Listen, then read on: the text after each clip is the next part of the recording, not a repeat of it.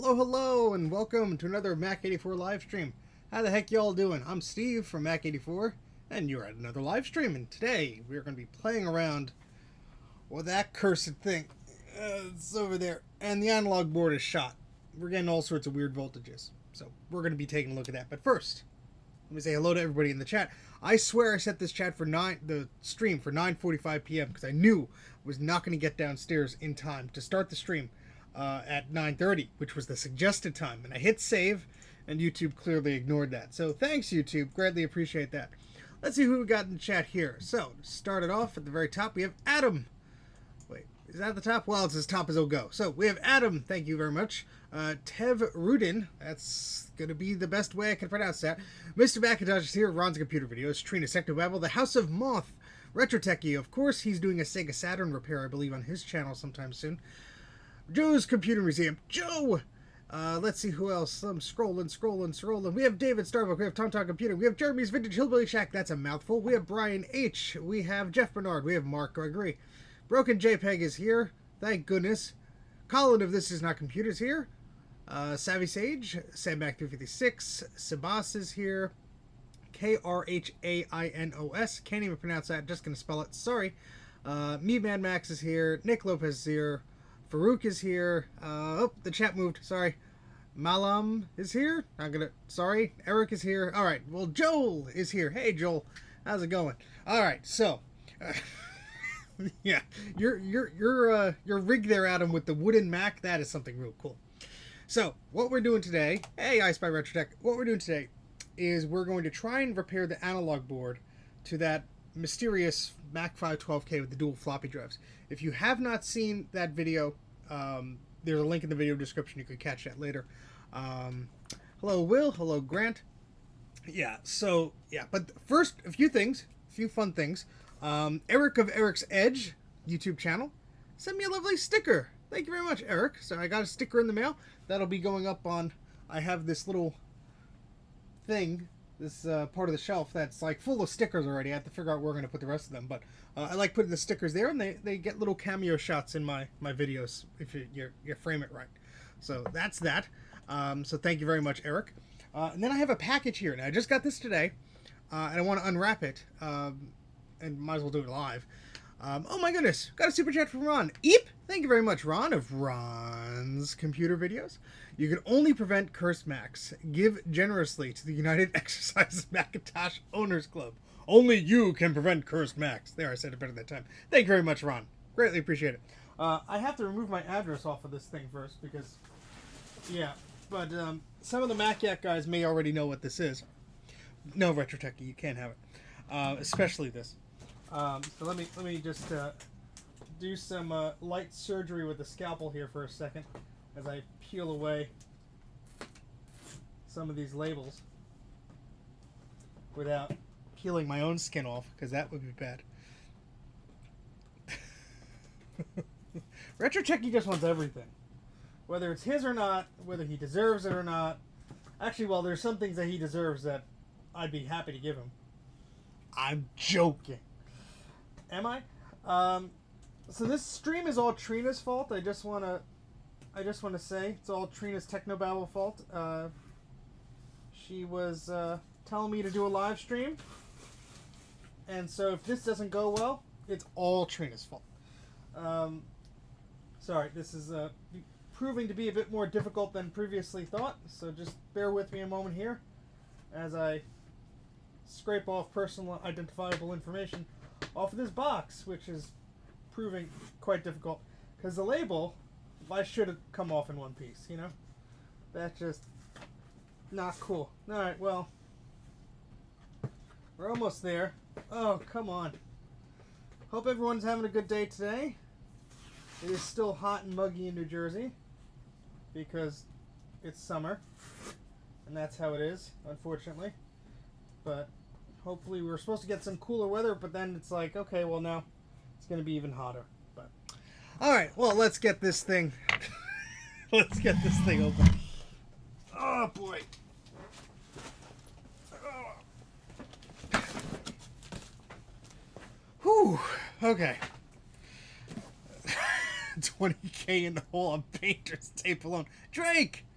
How's it going? Yes, I need an adult. Please come over here promptly. Alright, so we're going to use our scalpel for its intended purpose of opening boxes. Hey, Mike! How's it going? I'm going to open this first before we get to our Mac512. Where the hell's Bruce? Somebody wake Bruce up. I have a problem with the Jaguar disk drive. It goes to the Apple screen but never boots. That's a very vague problem there, Sabas. I suggest you go to tinkerdifferent.com. Make a thread about that, and some lovely people will help you, because could be a billion reasons why it's doing that. Alright, so here's your first hint. Huh? Huh? We got another box boxed inside the box. Well, that's nice. So hopefully this is packed well.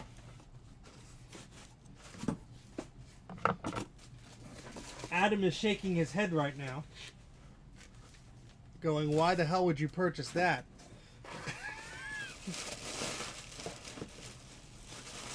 There's a reason for this one, I swear.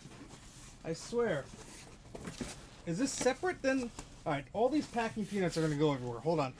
Let me put this down.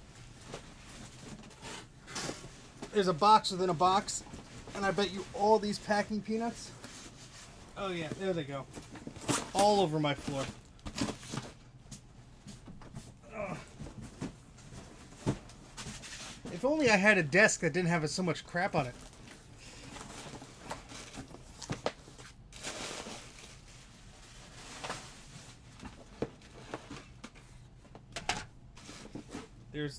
This is gonna come apart in pieces. All right, I'm gonna point this away so you can't see it, because I want to surprise you. Kind of. Nobody look. Avert your eyes.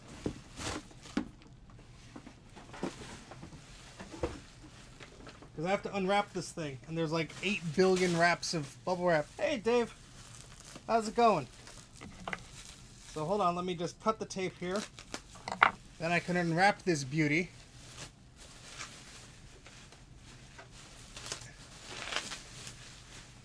Don't look.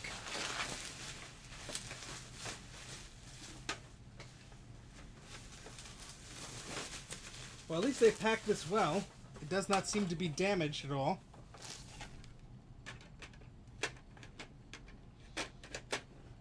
Alright, I'm ready to present the coolest printer I've seen in ages.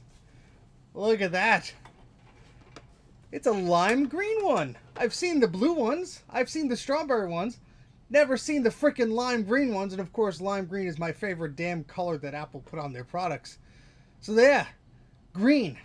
I had to have it. It looks better in person. It looks a little pale on camera. But yeah, I saw this pop up because I did do a save search for the blue one, because I originally wanted the blue one. And then this green one came up. I'm like, oh! Yeah, had to get the green one. So... Oh, Ron, no! Ron just breaks my heart. Yeah, so it's the Epson Stylus 740i. Now, I had the beige one back in the day. We had the beige one, and it's like this one. It has 3 inputs. Macintosh serial, USB, and PC parallel. So, yeah. I always thought that these printers were pretty cool. I hear they weren't the best print quality, but, you know, when we were kids, like, it printed. So, what do you need? Ron, don't tell me what colors they were, or I'm just going to have to, like, cry. But this was like $20 on eBay. It cost more to ship than it was to buy. They're not super hard to find, I suppose, but, you know, you usually see the beige ones or the blue ones. So I saw the green one, and I'm like, okay, that's cool. I don't know if it works, but it has a cartridge that's sealed. It has some documentation. The power supply is annoyingly, like, wired to the machine, so I can't undo that. Yeah, Adam had the nice Epson printer. My father had the Color Stylus Pro 3000. Had a RIP server in it, and all the PostScript server and all this stuff, and an Ethernet card, and yeah, I finally gave that away at one of the vintage computer festivals a few years ago. But Yeah, so I don't know how this works. I'm gonna look at the booklet here to see if it mentions the color at all. Mentions the paper support. Yeah, I mean this is hinged on. So yeah, the only piece of color here is this. And there's a hinge here. So Ron, before you throw any colored printers out again in the future, why don't you do your old buddy Steve a favor here and just, delicately remove the color, and I'd gladly accept that from you. So Adam confirms it. Thank you, Adam. Adam worked at Epson for a period of time. Says you could call them and request the color. That's great. That's awesome. Very cool. Sweet. So yeah, I did not know that, but now you learn more every day. So that's really cool. I'd obviously love to have a blue cover, or maybe the rest of them. Why not? Because I'm a weirdo. Retrotechy, don't threaten me like that. That's mean. That's mean. But yeah, I didn't really know that. I thought you bought it at the time of purchase. But yeah, that would make sense because this is the only changeable color, which was pretty smart the way they designed it. But also just like the way it looks, has that little ice colored look here. Hey, Bruce, look, it's a printer. Yeah, Bruce is like, what the hell is this? Oh goodness. Yes, Drake. Well, we'll see if this could print. This serial number sticker's fallen off the back a little bit, but overall it looks to be in pretty darn good condition. So there you have it. Very nice. So I'm going to where the hell am I going to put this thing? Oh God. I need to find a place to put this. Hold on. Let me stand up here. And, yes, it's a 740i. The I stands for I. Oh God. All right. Well, let's do this. Let's take this guy here. I'm going to bring him on the desk here, if I can make room. We'll do a little switcheroo here. Yeah, you stay there. And, oh, there go parts of things. And then we're going to put this printer here.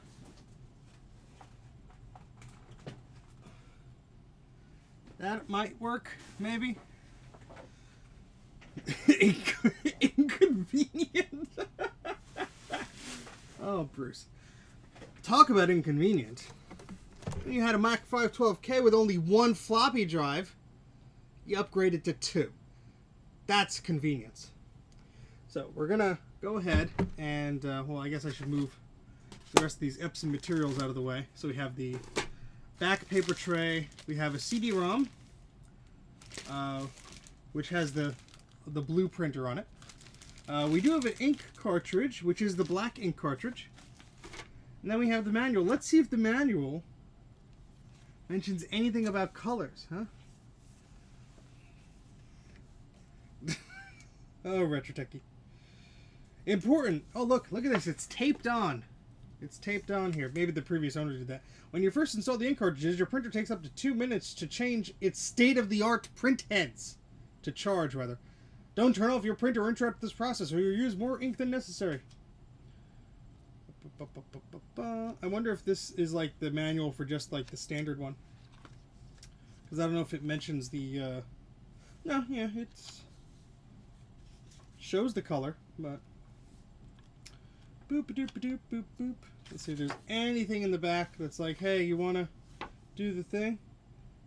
Order paper, cartridges, photo paper, stickers, kit, glossy film. Boop, boop, boop, boop, boop, boop. Yeah, I don't see anything about ordering the part, but that's probably something you'd have to call up to do. I don't think they'd advertise that in the manual or whatever, but yeah, so this is compatible with all sorts of Windows and Macs and great things. Excellent. All right, so let's put this over to the side. I would love to have a little desk set up with that printer and with a lime green iMac or an iBook or something like that. Okay, so let's do this here. Move this camera over here just for a moment.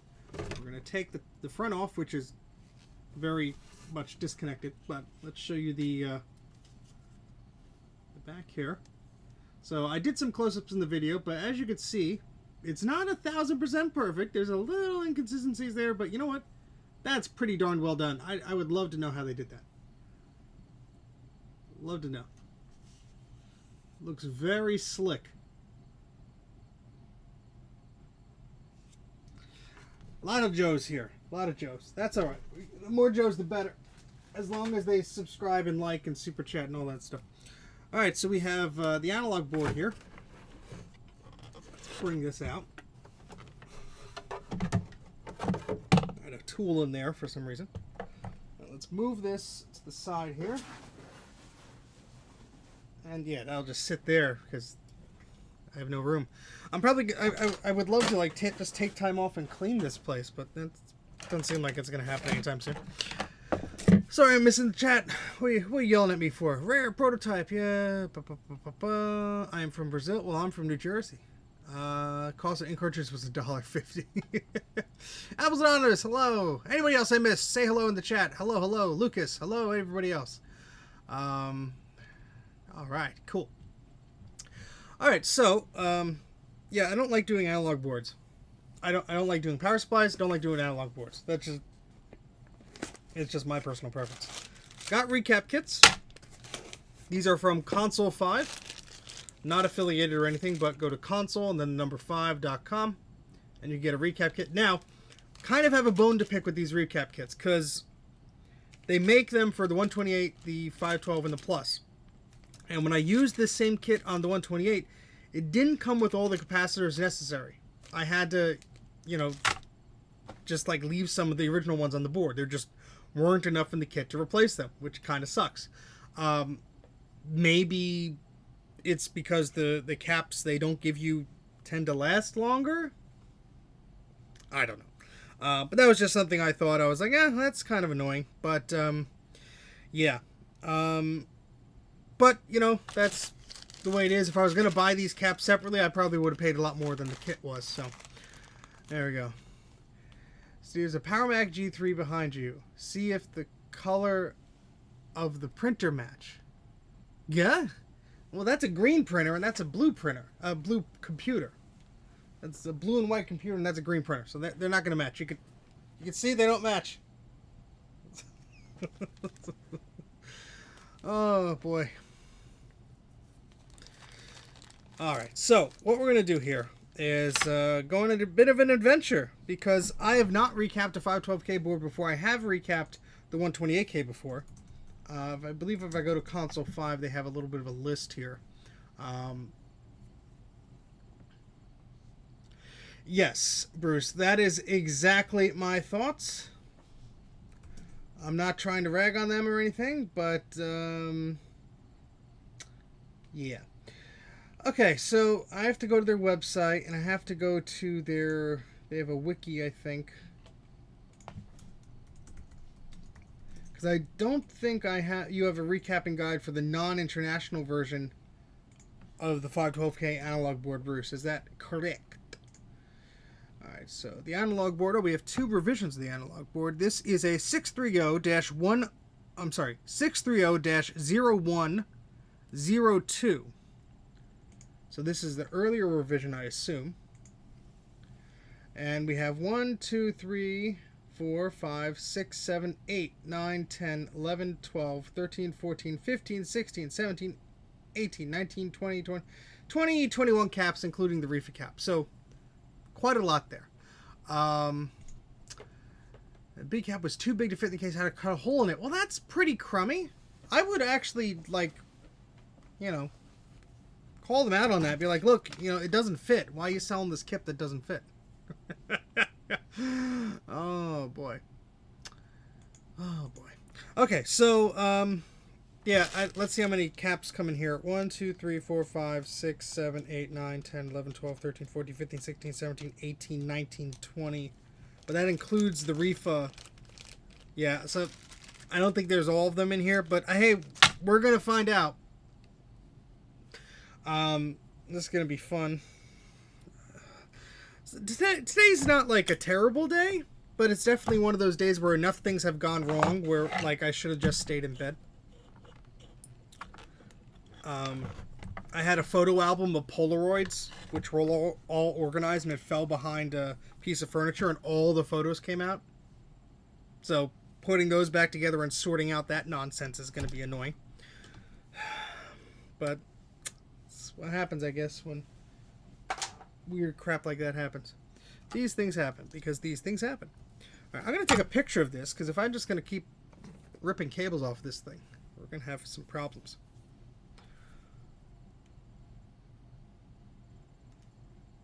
All right. So getting some of these clunky cables off of here first.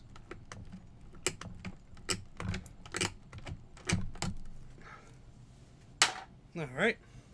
The flyback will have to stay because it is attached and I'm not taking it off. There's some nice green corrosion there. If you could see just on the top of the battery holder under the power switch there.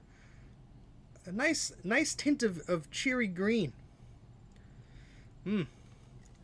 Yeah, I wish there was an undo button.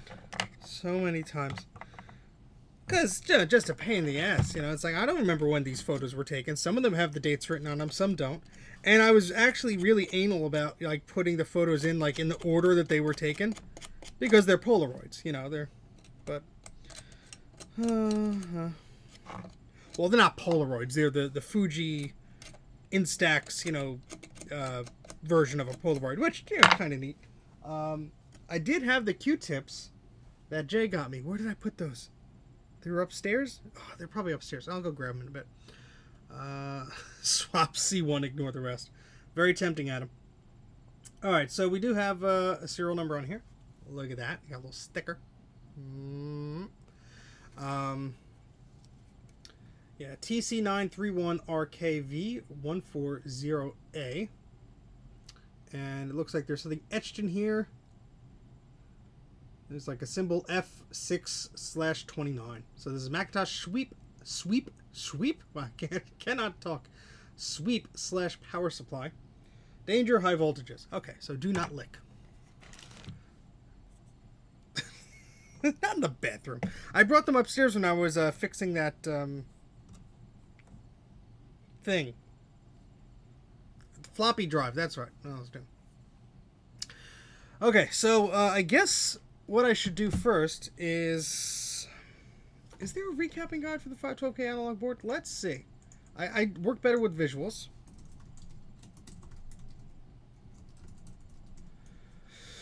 Because then I could be like, oh, okay. This one goes here, this one goes there. Now, there is a parts list on Tinker Different, which is great. Not the analog board pictures that I need, unfortunately.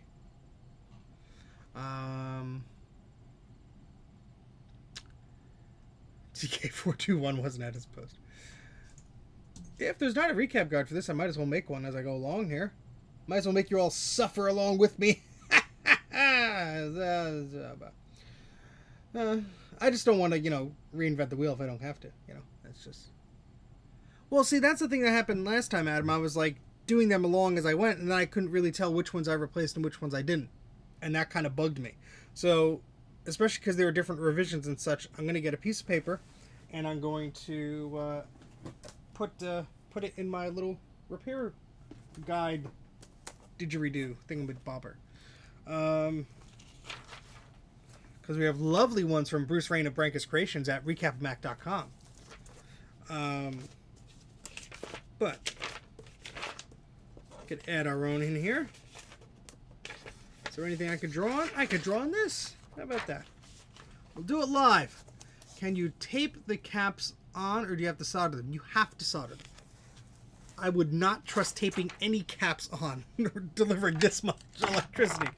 That's just a bad thing waiting to happen. Alright, I need to go get a pen or a marker or something. And I guess while I'm upstairs, I can go grab one of those Q-tips. So, I know we're just been here just for a few moments here, but get a drink, go to the bathroom or something. Wait a second. Don't use hot glue. like Retro Techie says. And I will be right back in a minute or two, and you can groove to the music as soon as I find the button. There it is.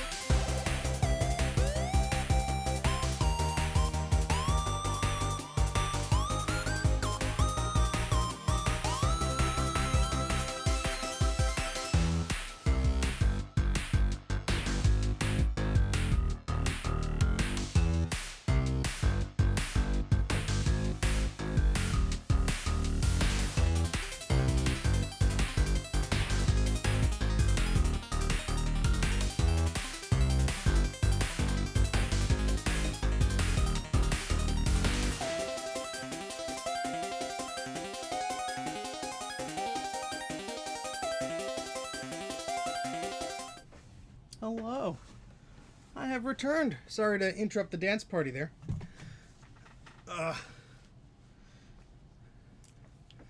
Running a 7300 right now, and nary a cap has leaked. Excellent.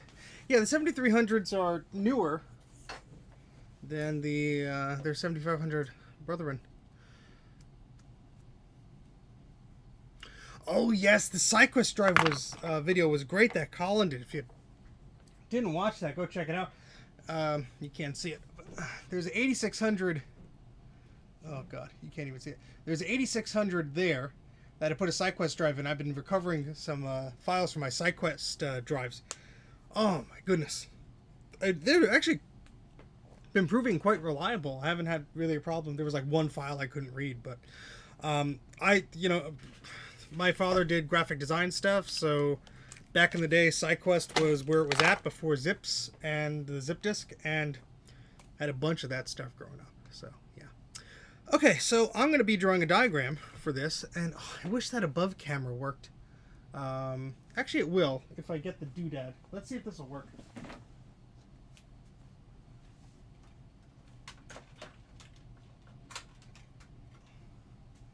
OBS might not like me swapping cables and stuff while it's plugged in. Yep, there go things falling already.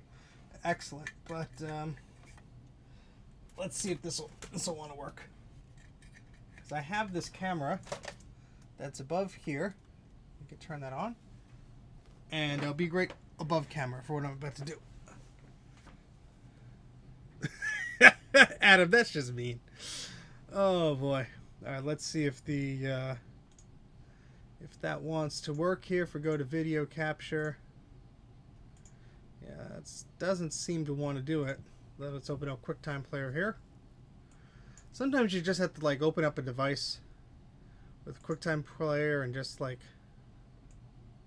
All right, so it's detecting the audio, but not the video from it. Oh boy, let's just try. unplugging it, plugging it back in, because that's how these weird things work. Wait, maybe, kind of, sort of. Hey, all right. So I just got to adjust this here because it is not focused, and you're just getting like sort of a crotch cam, which nobody in their right mind wants. There we go. All right, and let's just make sure the microphone is set to the right one. And there we have it. We have an above cam view of my horribly messy desk. All right. Yeah, most of the discs I have are SideQuest 44 or SideQuest 88. But again, this is not compute. Colin's channel did an excellent video about the rise and fall of SideQuest and like the early SideQuest discs and later ones. A lot of stuff I didn't know, which is excellent. So please check that out if you have not done so already. All right, so I'm right-handed, so we're going to move this here. And try not to make an ass out of myself, huh? It'd be really handy if I just did this and went, yeah, I traced it. I'm all done. No, it's a lot more to do than that. Oh boy. All right, so this is model 630-0102. And again, I couldn't find anybody who has done a guide of this. So hopefully I'm not repeating things, but oh well. So I'm just going to draw little circles where the caps are.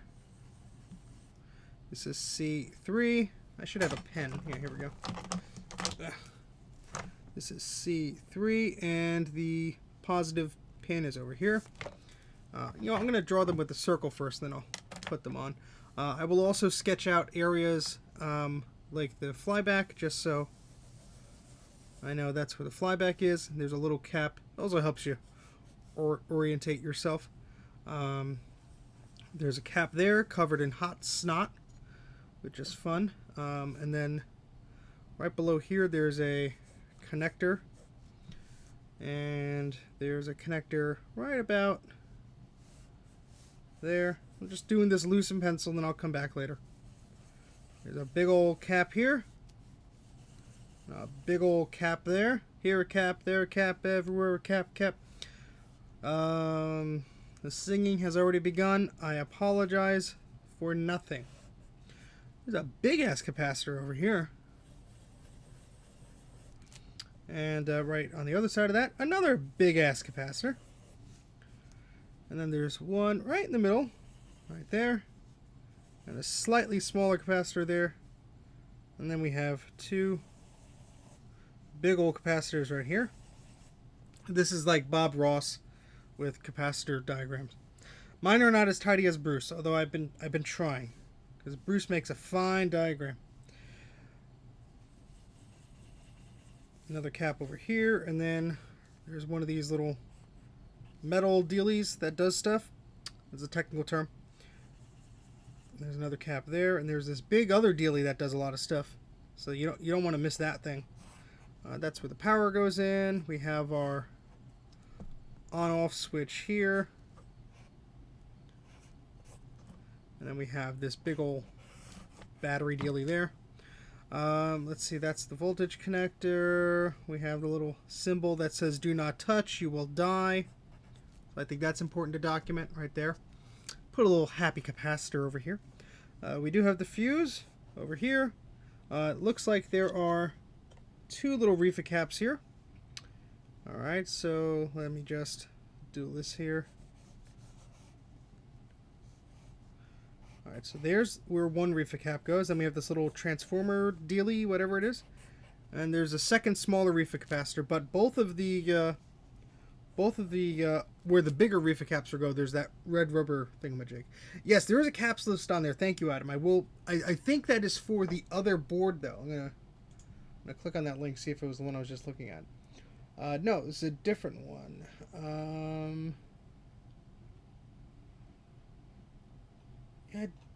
I don't know. It doesn't mention the model of the logic board. Oh, yes, it does. Okay, and it's the same logic. Okay, great, it does. Perfect. Thank you, Adam. That's really, really great. Thank you. Appreciate it. Sorry I did not read that before I started questioning you. How dare I? All right, so let's move on here. That'll be very helpful in me not messing this up as much, hopefully. 2 more metal dealies there. This is not going to be like entirely to scale, as Doc Brown would say, but just to get a rough idea of where the caps are and their values and such will help me greatly. And let's see if I'm missing any. Yeah, so now there's a lot of ones that are axials. You know, they're sort of on their side. Greetings from northern New Jersey. Well, greetings from central New Jersey. All right, so we have this connector here. 1, 2, 3, 4. Yeah, so this is a little axial one here. And I'm going to be labeling these too as I go along, but just labeling the ones first that I have to do. I know that I don't have to do that one. All right, then there's one a little bit east or west of this one, rather. Right next to that little, I think it's a diode? Whatever that is. All right, so 1, 2, 3. Okay, then next to this one, there's one. And like some of these might not have to be replaced, but you know, my line of thinking is I'm opening the darn thing. Might as well replace what I can.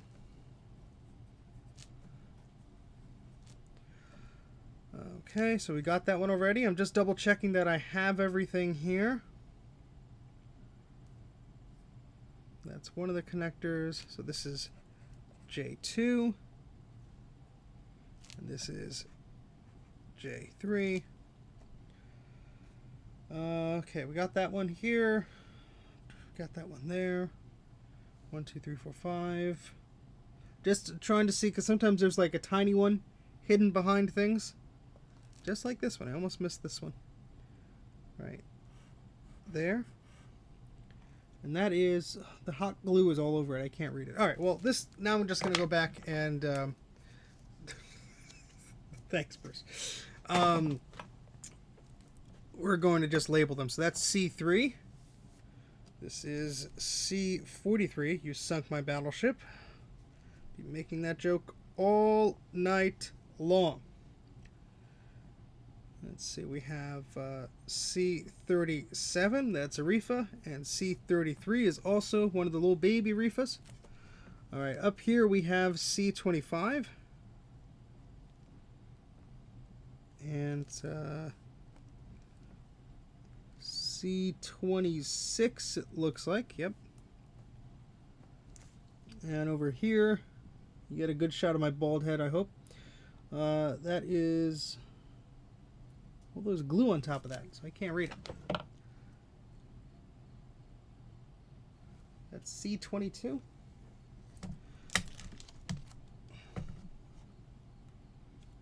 that's gonna be fun. Yeah, I think that's, well, we'll figure that out.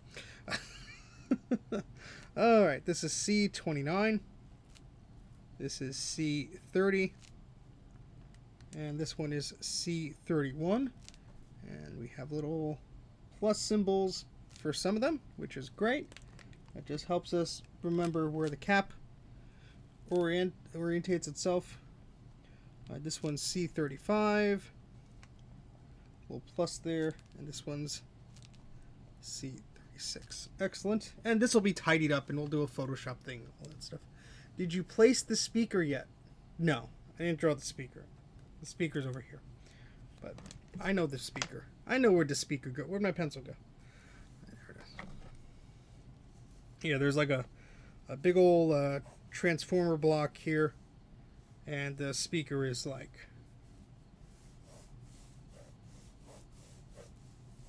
one of these deals. And the cable goes up there. So that's where the speaker is, in that area. Gigawatts. As long as it gets you back in time, that's all you got to worry about. Gonna get back in time. All right.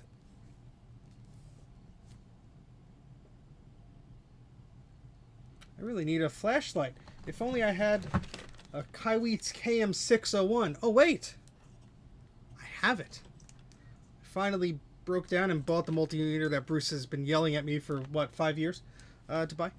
I can see there's a plus right there. So there we go. Got a new multimeter to yell at. And what a value. Alright. Sorry folks, I know this is probably boring, but hope you're sticking around. We got some more to do than just drawing a diagram. This is half the battle. Well, that's a lot of hot snot over there. Whatever they used to put this crap on there. Alright, alright, this little guy is C9, and the plus is over there. This is C14. I'm just going to write directly on it because there's not a lot of space. That one is... can't even read that.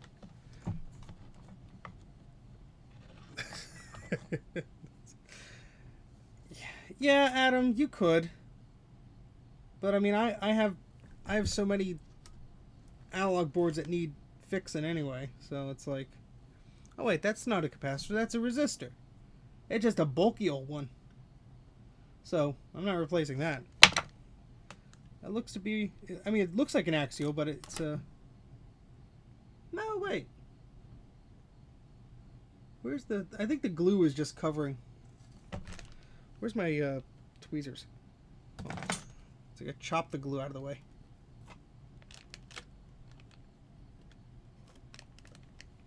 Don't do what I do.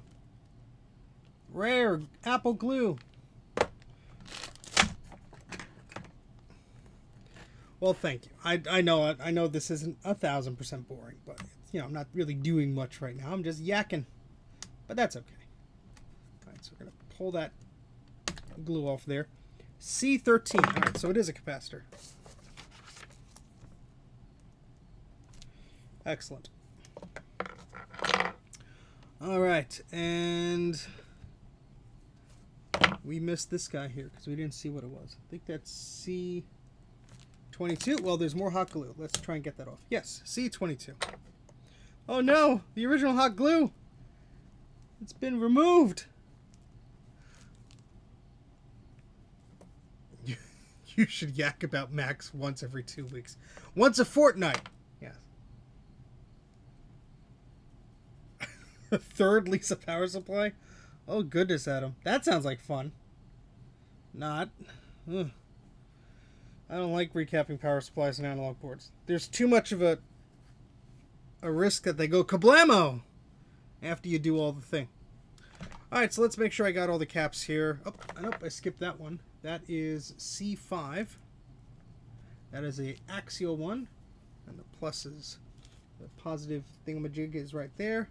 The same with this one. That is C11. See, it's so easy to just miss some of these things. And this one doesn't have a plus at all. Come on. That's silly. Yes, it does. It's just hidden right under there. Right under the silk screen there. This one too. The reason why you want to just mark this ahead of time so you don't get overly obsessed with, oh yeah, I think it's okay, and then, you know, you plug it in and kablamo. No worky. So, where's the beef? I don't know, Dana. This is as much beef as we got right now. So we're drawing a diagram here. The 40-year-old plastic holding the 5-volt transformer. Ouch.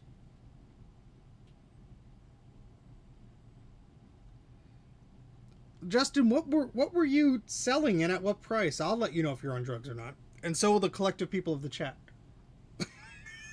Be careful what you wish for. Is Daner. Can you recommend a good multimeter? Well, I'm not getting paid by the company, so you could just go out and buy whatever multimeter you want. It could be a Kaiwitz, it could be a no-name brand. I don't care. Bruce, on the other hand, has some opinions. Take it away, Bruce. Okay, so let's do a count here. Well, yeah, let me count the board first. 1, 2, 3, 4, 5, 6, 7, 8, 9. I didn't do that one. See, that's why you count.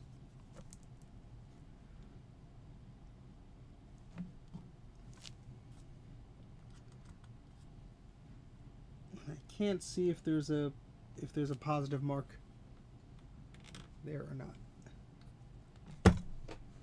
Yeah, there is. Okay, great.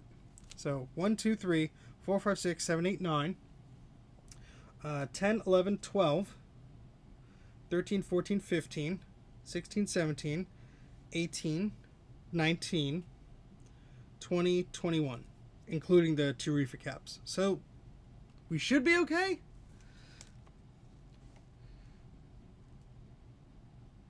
Amiga stuff. I have no idea about Amiga stuff. Okay. All right. Okay. All right. All right.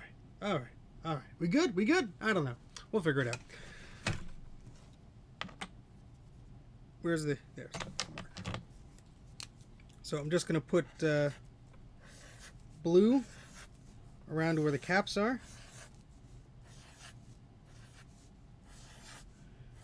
And I will color them in as we go along with the highlighter here.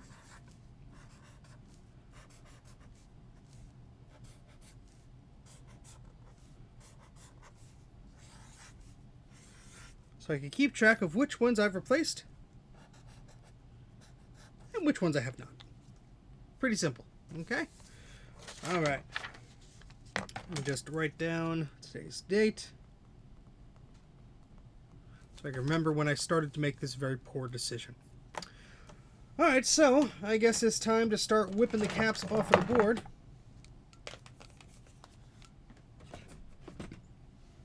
And I need the soldering tip. Oh, here, thank goodness it's right here. Otherwise, I would have had to look for it. This soldering tip is a T12C4 tip. That's the one I prefer to use for axials. The one I usually use is a T12BC2. And I'm going to text that to Sean of Action Retro because I promised him I'd remind him of what tip I recommended. Because we were talking about soldering stuff. My messages have not replied. They have not responded, refreshed yet. Don't mind Steve. He's just having a stroke. Let me take a picture of this thing instead. Otherwise, I will never remember. I had them on my website once, and then I don't know what happened. I forgot to did. BC2. Excellent. All right. So, hey, Kate, how's it going? I'm sort of working, says Bruce. You want a PowerBook on eBay? Very nice. Very nice. Okay, so we're going to start to get some of these capacitors off. Let's shift some things around. Probably stick to the above camera. Let me zoom you guys in a little bit. I don't have a remote like Bruce, but we could pretend to be fancy here. Because there's going to be a lot of me holding the board and so on and so forth. All right. Soldering iron is on. Flux capacitor is fluxing. Let's get some of these caps off of the board. Now, this new multimeter can actually tell me the values of the caps and if they're still within range, so we can play a little game as we go along. Heavy IBM Selectric to move tomorrow. My goodness. More power to you. Lift from your legs, not from your back. Do not give yourself a heart attack. Alright, so that's this little guy here. Just going to put a little dab of flux on there. These usually are not too terrible to remove. Where's my little fan so I don't breathe in all the fumes?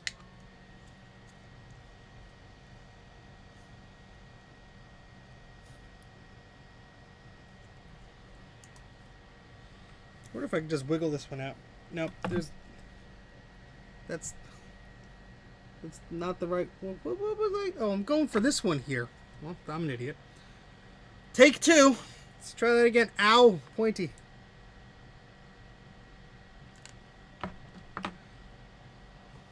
Told you this was gonna be a bad idea. This is gonna be an extremely bad idea.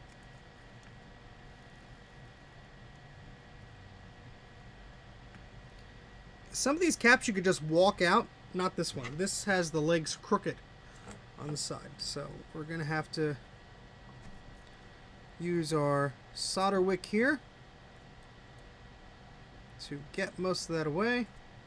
And it's cooperating pretty well, I'd say. Now, I usually do most of this without a microscope, which is good for a beginner who may not be in the position to purchase a microscope or may not have the proper magnification for some projects. But there we go. And then we're just going to heat this side and that side, and we're just going to sort of walk it out. And that pad is kind of moving, which is sad. That's not good, but there we go. So now, the thought on everyone's mind is, what value is that capacitor? Well, since we're making our own little guide, we could cross-check here. C3 should be a 220 microfarad, 16 volt, and in my case, it is not. In my case, it is a 270 microfarad, 16 volt. So, the guide there that is on Tinker differs slightly from mine. So my C3 PO is 270 microfarad at 16 volts. So it's a good thing I'm keeping track, huh? I don't know why YouTube doesn't give you notifications. I also want to know why YouTube doesn't recommend my videos, but no one's going to answer me on that. Nick, it's not junk. Go to tinkerdifferent.com, and if you really want to get the thing fixed, you can, but that attitude ain't going to help you. Alright, so we're going to... Whoopsie doodle. Well, we can't measure the capacitor if it falls on the ground. Alright, so we're going to try this again. And let's see if this thing is in spec or not. Because my new Kaiweets KM60, what's it?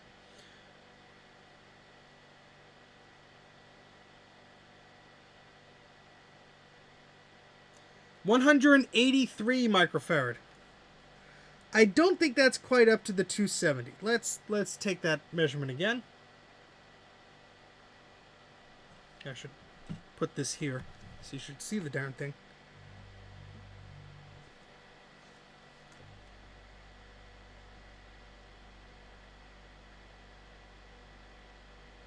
Well, the 512K doesn't have SCSI, so you're sort of out of luck there.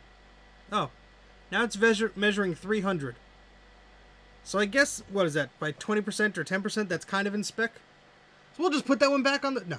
We're going to move that, and actually, I have these little parts container thingamajigs. I should put these all together, because if the cap kit doesn't include one, we might be able to just shoehorn in an old one. Well, you know, I'm going to use my Kaiweets little holder, so I'm putting the caps. I'm telling you so I remember as well. So I'm going to put the old caps in. So. Alright, floppy MU, yes. Floppy MU is the best thing for a 512K, 128K, or an Apple II machine. Alright, so that's the first cap off the board. What happened to this Mac? Well, the analog board needs fixing. It's not as good as it used to be. It's not delivering the right voltage. If you saw the video linked in the video description about the Dual Floppy Mac that I'm messing around with now, this is the analog board from it. It was not providing enough voltage to properly turn on. I was surprised, as well as Bruce and a few others, that it even, got as far as it did in the boot up process, because there was nowhere near enough voltage for this thing to actually boot. So we are taking off the capacitors one by one. A very tedious process, but it has to be done. So we can recap this analog board and hopefully get this cursed machine up and running, because I'd love to take it to like a VCF event or something like that. I think that would be a lot of fun. Now I'm going to need a lot more solder wick after this job. My goodness.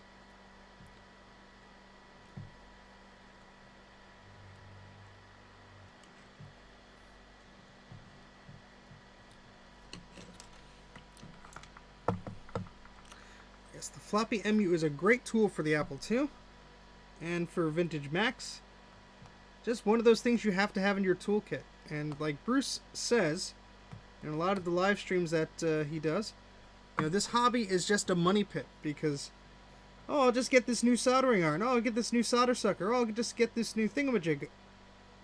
And yeah. Where'd all my money go?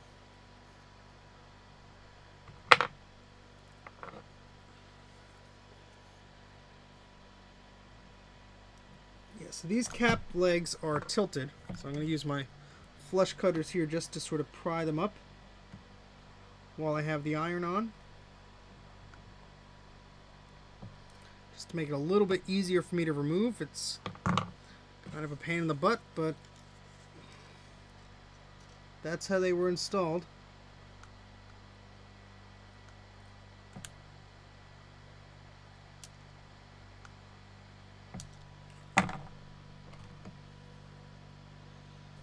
Oh, I still have to watch Kate's video. Kate did a video on repairing an Apple II power supply, and I saw some of the Patreon preview, but I didn't see the final version.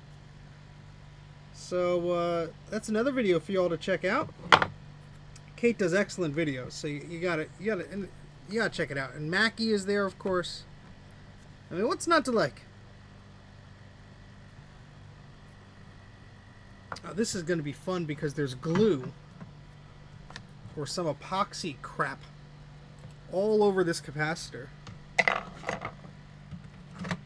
Kate is Macintosh Librarian in the chat. We're cool enough to know her name as Kate. Steve, why are you poking this thing with the scalpel? Isn't that dangerous? Sure. Just don't tell my wife what I'm doing.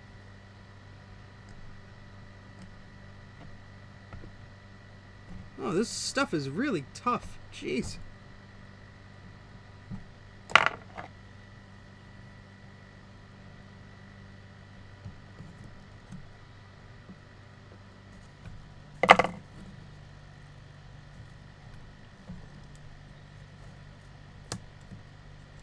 Well, I guess that kind of did it. Danger is my middle name.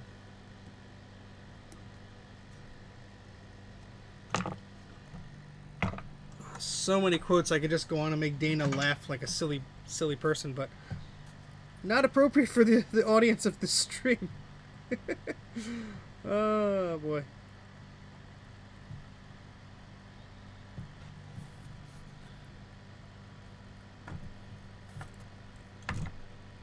Recapping analogs boards ain't my bag, baby. Alright. Yeah, that one's going to be a pain in the butt.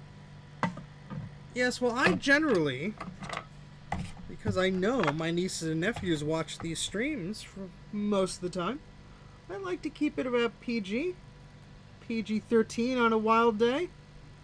That's just what I do. Others may not do that, and that's fine. They can do whatever the heck they want. But this thing ain't coming off. This thing ain't coming off. Oh, did I crack that too? That should be fine. Oops, well. It's one way to get the capacitor off.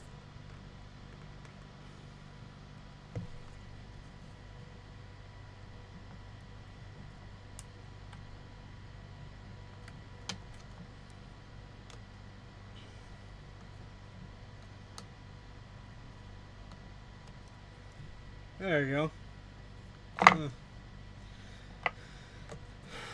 Yeah, so this, I don't know what this is. It's this post thingamajig with a thingy on it. And it's not damaged or anything, but I had to move it around a little bit. Bruce will know exactly what that is. It's some sort of thing. That's his tunnel now. Oh, Dana. Dana sent me some silly videos before.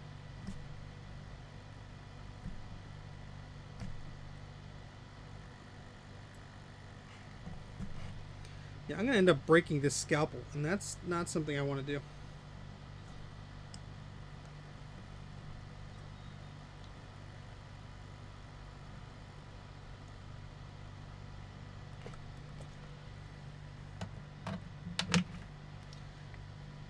I can't buy a new coil. This dealie. I just bent it. I didn't like snap it off or anything. But you know, it was covered in that goo, so I just moved it a little bit. And of course the capacitors are right next to it. And we'll measure these in a second. I just want to try and get these off.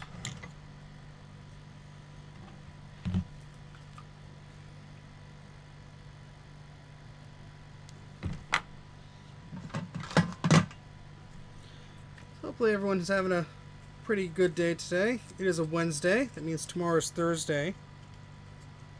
One day closer to the weekend.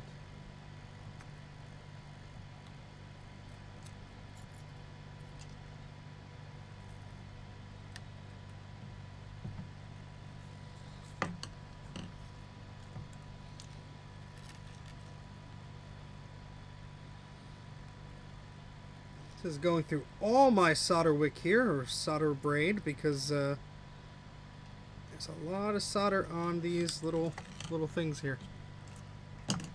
You're on vacation. That's why you've been in every single stream pestering all of us. Well, enjoy your vacation. No matter what I think of you as a human being, I think you'll have a good vacation. I hope you enjoy it. You know I'm just kidding. Again, I desoldered the wrong flippin' thing. Of course, I put flux on the right thing, but... Oh, Steven, you idiot.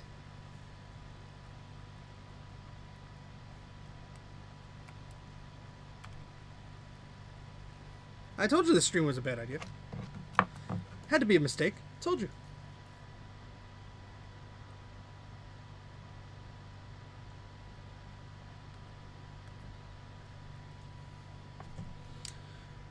Let's do this again and waste some more resources.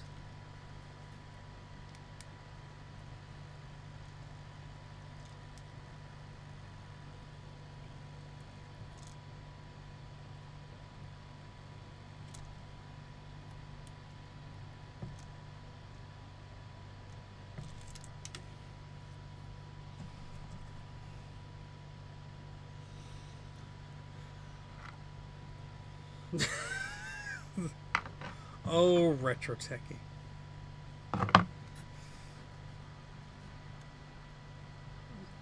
This guy's cyberbullying me while he's repairing computers. What exactly did he say to you? He said hi.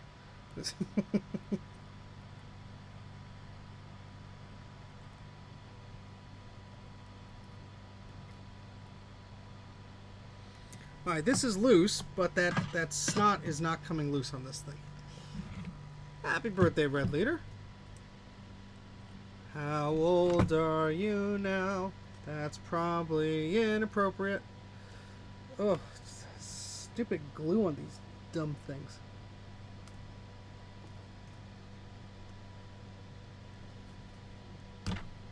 Alright, well, that was one way to get it off. So, let's see. This one is the big old one on the corner here. And this, with my pen here, ow, pointy, was C1. So C1 should be 250 volt. Yeah, mine is completely different.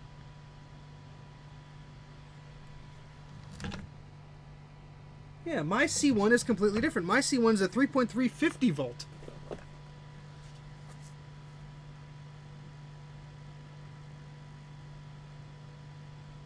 Mine is a 3.3 microfarad 50 volt. Replaced with film type. 250 voltage. Well, that's what I got here. Should know better. Jay, go away. Alright, and then this is the first one I did. This is C2, which is a big chunker. It's a 4700 microfarad. 16 volt. And does that match C2? Yes, it does. Alright, so at least that one is the same. Oh, that's right, we have to measure them, because we have our new Kaiweets K, what's some numbers. Well, you know, I ripped the cap out, so we're going to replace it anyway, and we're going to hang on to them if they're good. Notice how the multimeter didn't shut off. That's cool. Oopsie.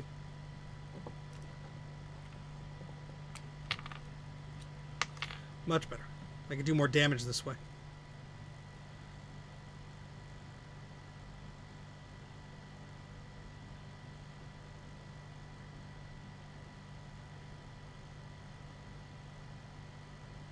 It's 4.449 microfarad.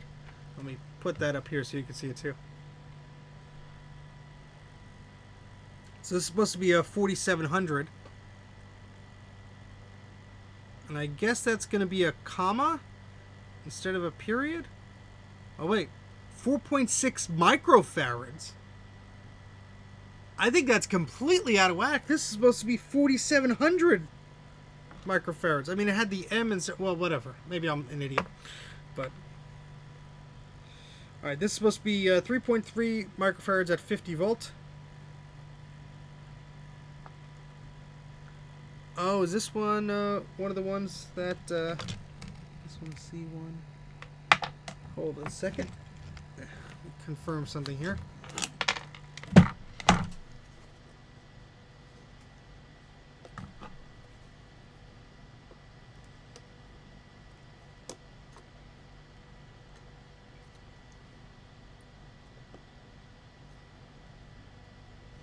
I'm trying to see if this is if this capacitor has a certain polarity to it, or because right where the plus would be, there's all this goo.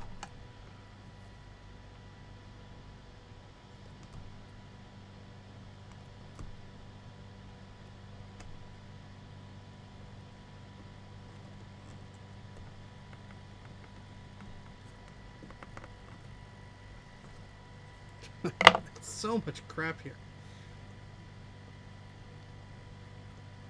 Oh, C1 is not polarized. Okay, that's what I thought, Bruce, because I wasn't seeing the little thing, and then that said it. Well, all right, so, but I could still measure it, I guess, with the multimeter. I'm gonna do it anyway.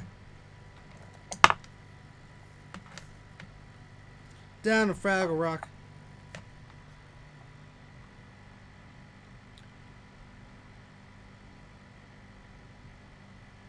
.4. Okay, so that was kind of within spec, I guess, but you know, nearly 40-year-old capacitors might as well. Oh, see, now it wants to turn off. We're not gonna get you off that easy. All right, so let's continue here. Let's remove the two small ones at the bottom. Nano freckles. Ow! I stabbed myself with the multimeter. That's only going to happen a billion times today. Thank you, Joe. Yes, math no good. Numbers help hurt brain.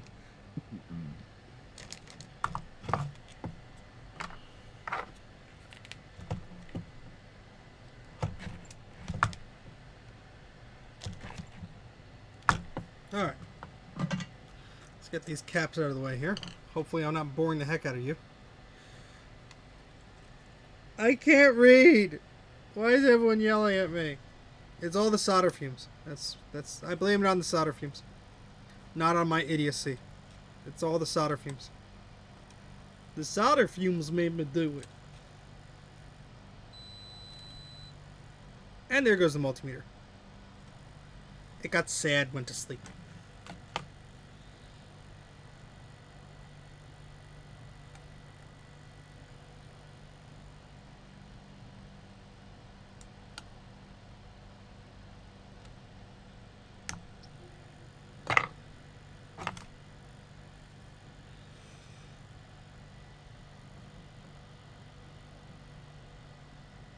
Alright, so I'm going to pull that one up a little bit. So hopefully this one just has a little bit of hot glue by it, but this one should wiggle right out of there. If we're lucky. Hey, how about that? Oof. On UHF. Alright, so this is a 470 microfarad 10 volt. Not used to the power button being up here for the multimeter.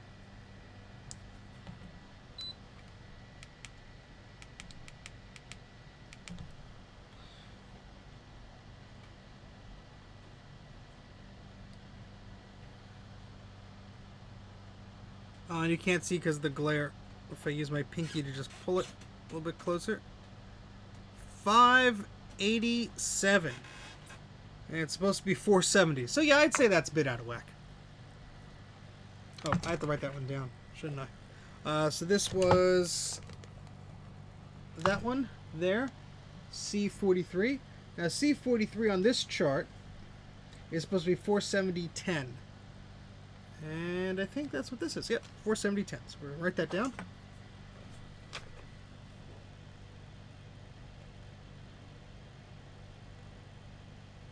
Okay. Done with that. Option M for micro. Well, that's nice. I always used to show off those things in school. Like, you know, how the Mac could... We'll move this knob over here. How the Mac could do those things easily. And in Windows, you had to open that crazy control panel application dealie to, you know, do all those things. I remember my friends being like, well, how'd you do that symbol? Like, oh, on the Mac, you just do this. I don't know how to do it on Windows. You're like, oh. The fun things you do in typing class when you're bored out of your mind.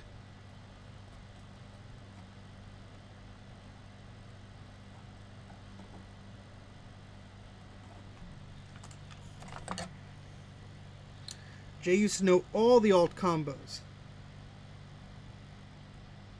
On the PC or the Mac? You're scaring me, Jay.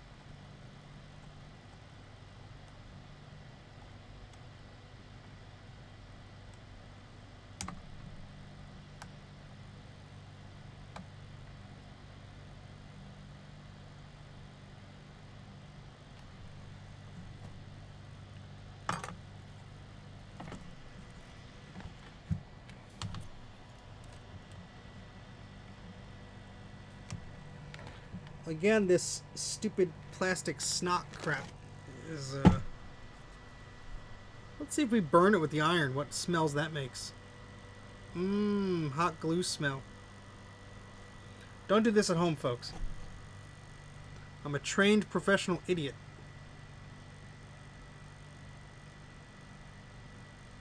Oh, that smells awful.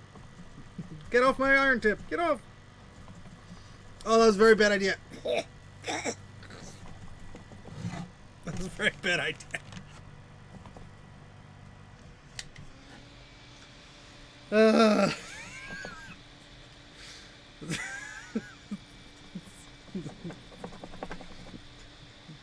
Well, I'm not doing that again.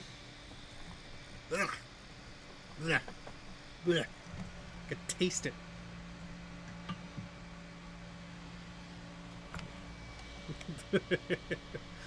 Alright, so this guy was from C39, and this is a 47 microfarad 10 volt, and that seems to be correct. So let's write that down. 470 microfarad.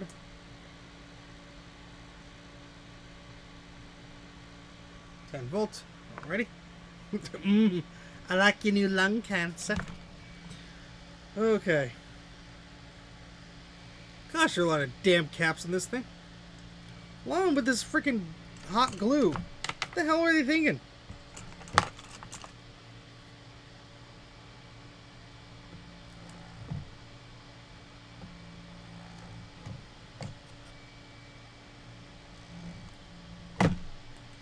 Alright, so we're going to remove C9 next.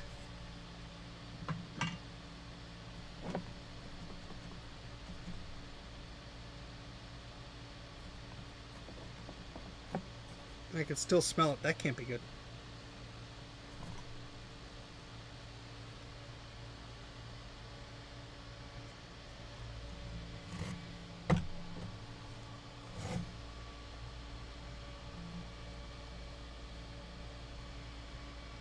Let's see. I think this one is here.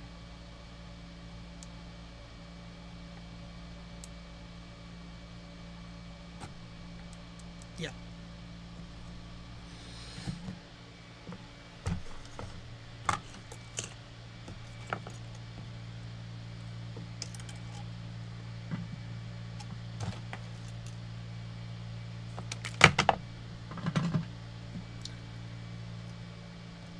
Sorry if this is a bit one-sided conversation thing, you know. I'm not looking at the chat too much, but feel free to give me the little old @ symbol if there's something that I missed that you think is very important. You can always super chat me, super sticker me, and all that fun stuff, but always appreciated, never required.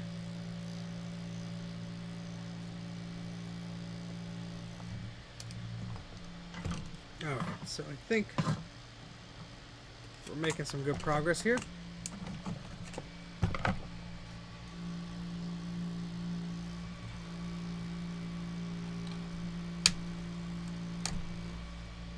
Well, that made a cracking noise. That's fine. Alright, so that was C9.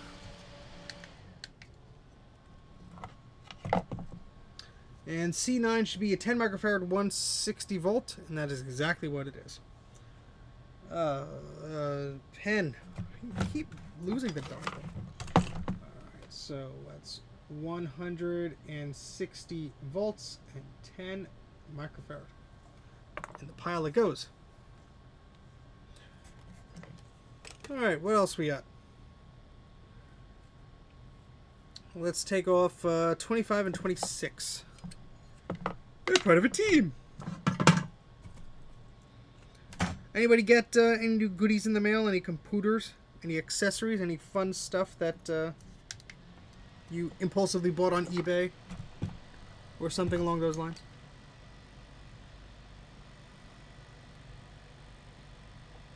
I think it's that, and I think it's that. Yep, I can feel that coming loose.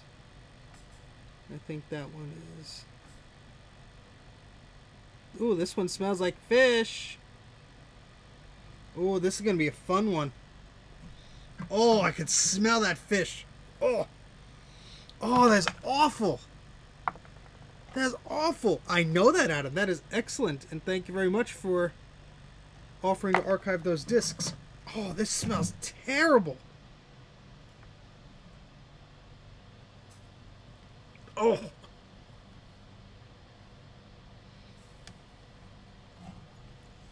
Whew.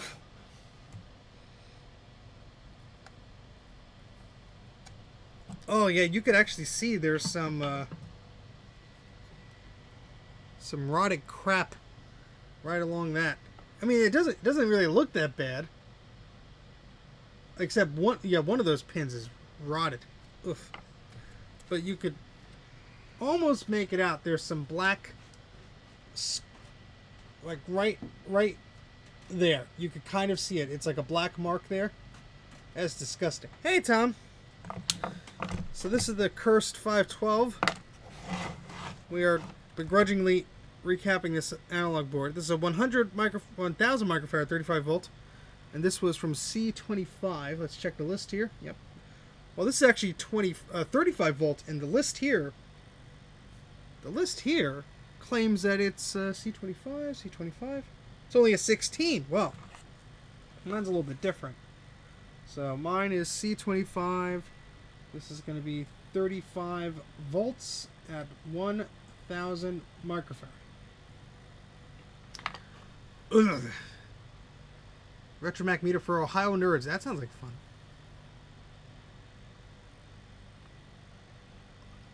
Well, the VCF is like, you know, not too far from Ohio. Go! Oh, that's very cool, Retro Techie. Nice. $30 for a Mac Mini, no power supply. All right, so let's test this this guy here. That's weird. The camera doesn't pick up the screen, even though it's very bright to me. The camera doesn't pick up the screen as well. All right, so this was supposed to be 1000 microfarad. I'm going to assume it's a lot less. Look at that. It's one nanofarad. 1000 nanofarads, or I don't know. I don't. By the smell of this and the look of it, I don't think that's a good one. It probably, you know, looks okay on paper, but I don't know. It's stinky. Tube tabletop radio. Oh, that's cool. All foam, pulse dialing, very cool.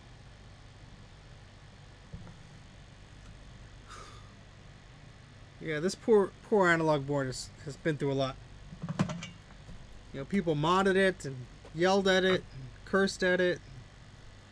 God knows what else. That one came out. Oh. Oh. Has a fine musk to it. An enchanting musk. We're going to write that down because that's the same thing. 35 volts rather. 35 volts. 1000 microfarad. And because we have to, let's see if this is any better.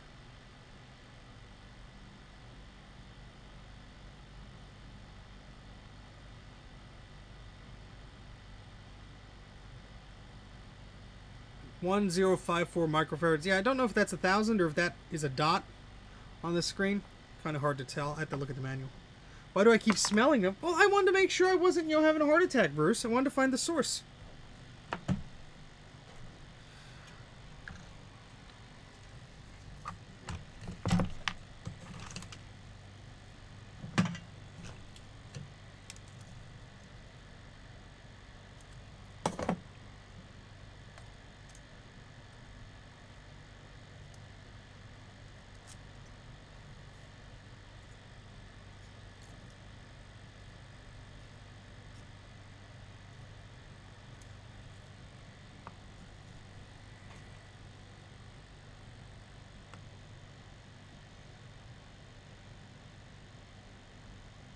Well, that sounds like fun, Joe. Apples Anonymous got a good haul. My goodness, that's a lot of machines. Very cool.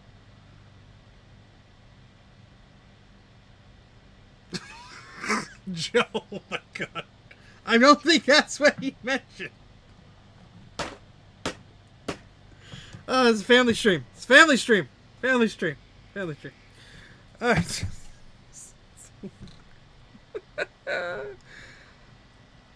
Alright, C22 is next. Yeah, let's just break the analog board while we're at it here. This was once a rare computer, reduced to a pile of ash. Someone go back and get a shitload of dimes. I just watched that movie the other day. Freaking hilarious. Blazing Saddles. Oh, goodness.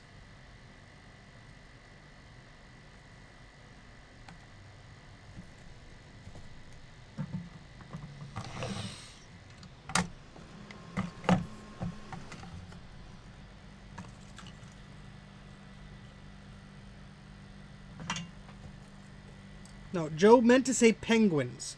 That's what he meant to say.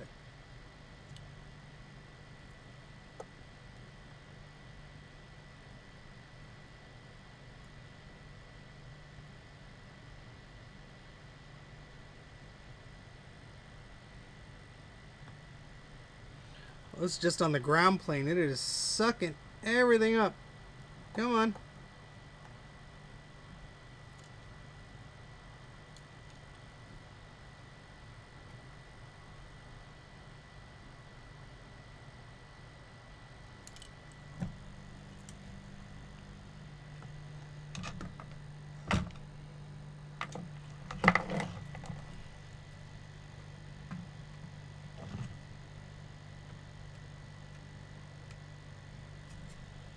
I wish I had a third hand sometime. It'll come in handy.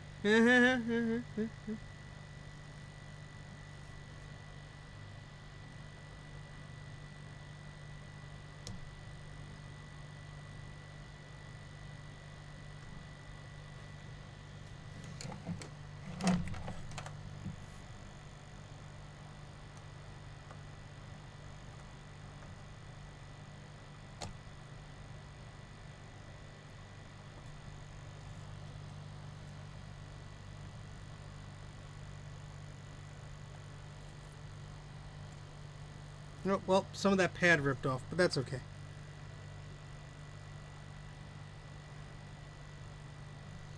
That's a problem when you're trying to move some of the legs that are bent. Sometimes you can't get quite between them and the pad. Oop. Don't slip now, Steven, you idiot.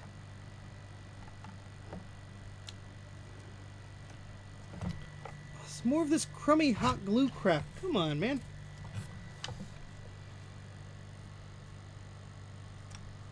There we go. That's fine. It's fine.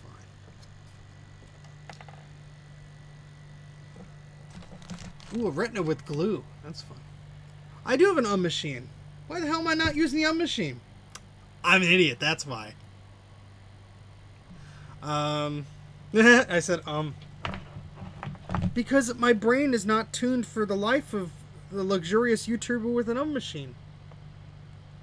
So I just, you know, sitting here talking about penguins and stuff.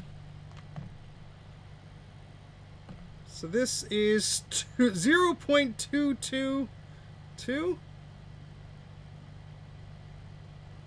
Okay. 2100 microfarad, and this is supposed to be 2200 microfarad. Okay. Alright, well, kind of there. What was I doing again? This is a C24.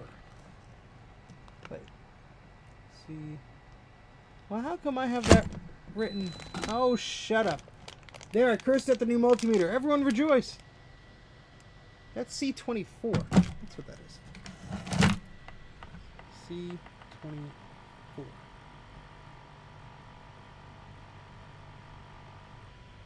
Alright. The pile that goes.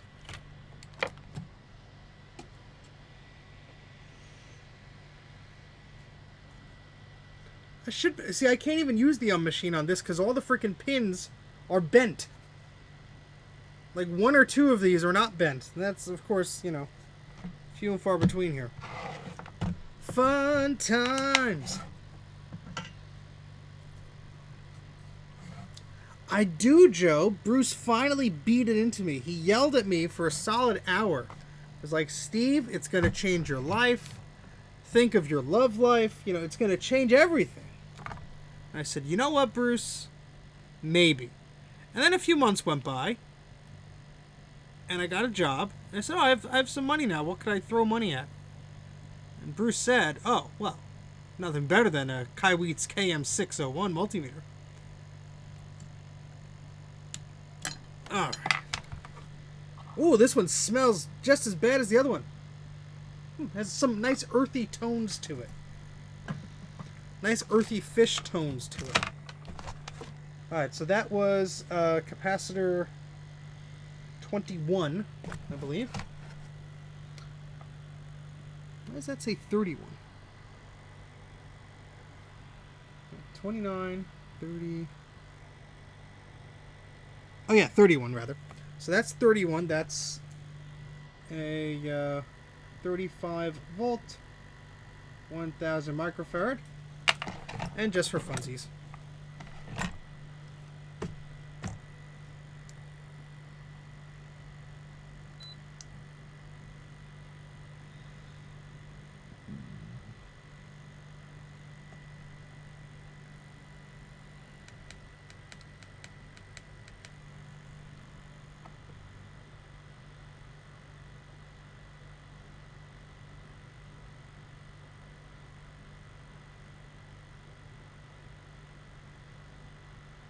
Alright, so that's about in spec, it seems, but that one also smelled like fish.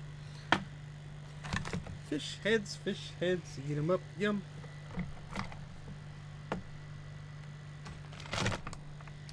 I hate analog boards. I hate them. Why does he hate analog boards so much? Analog boards killed his father, you know. Ah, 'tis a shame. Hey Steve, what accent are you doing? I have no clue. Just a dumb voice.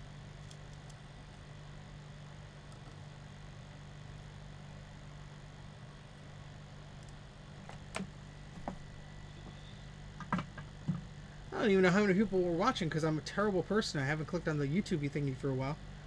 This is like 40 people, but I'm not sure. That could be wrong because the YouTube thing doesn't refresh a lot. Something about an oscillator on the 2SI. Beefy bubble bulgus balloon burrito beast. Jay, are you having a stroke? Do you need us to call somebody? There's something fishy about this board. Badumch. Alright. Just gonna keep on ripping these caps off.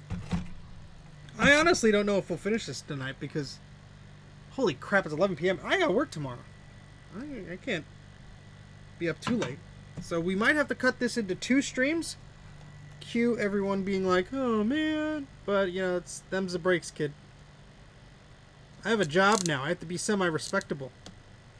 And, you know, on time and stuff like that. And otherwise, I don't get my paycheck. That's probably not good. I need the monies. They take my house away. And the bunnies.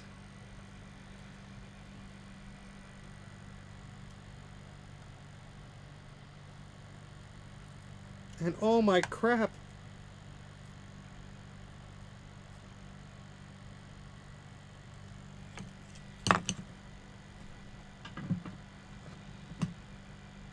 And make an announcement for your channel. Well, Jeremy has a channel, Vintage Hillbilly Shack. There you go. I did it for you. See, you don't even have to do it yourself. Go do the thing.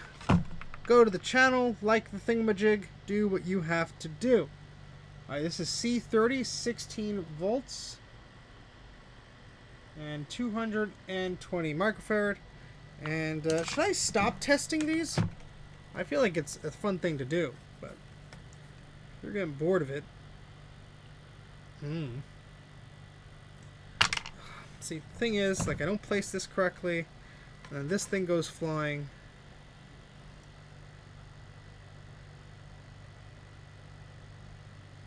So this should be near 220. 224. Alright.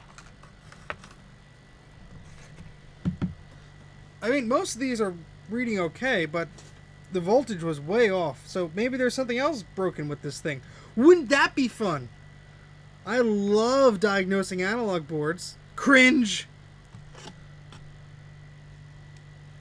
Alright, what else do we got here? What other surprises? We have 3 of these big guys. Let's do these 2. They're right next to each other here.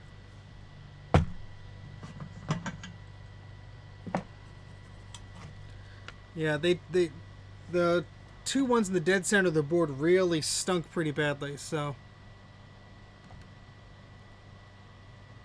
I'm just making some marks here so I know these are the pads I have to work on, because these legs are all bent. And if I go from that angle again, I'm just going to keep scratching up the board like I just did. But this is mine. I'm not being too careful with it because I hate analog boards, and this board knows it. And $5 says when I plug this in, it's going to explode.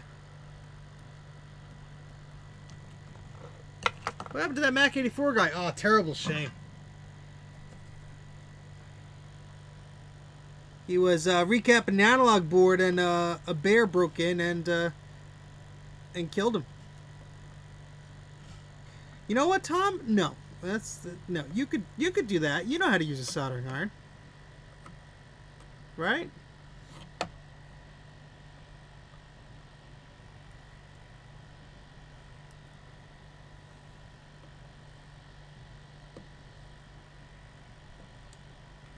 It wouldn't be so bad if these capacitors weren't bent.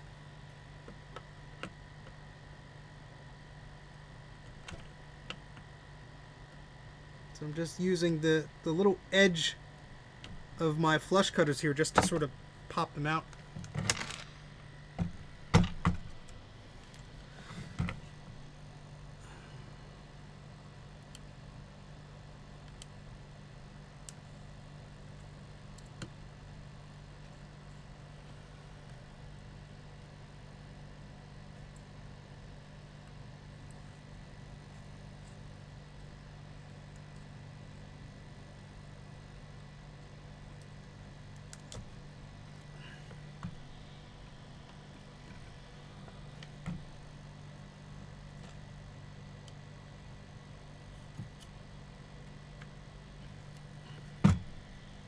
Those came off as a pair. I'm just going to clean up these little area here.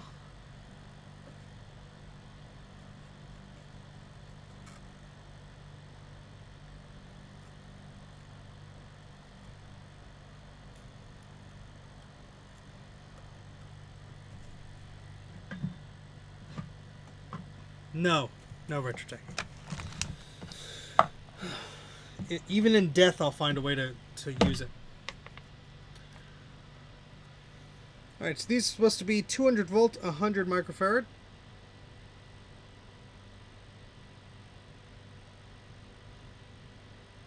Oof, 100.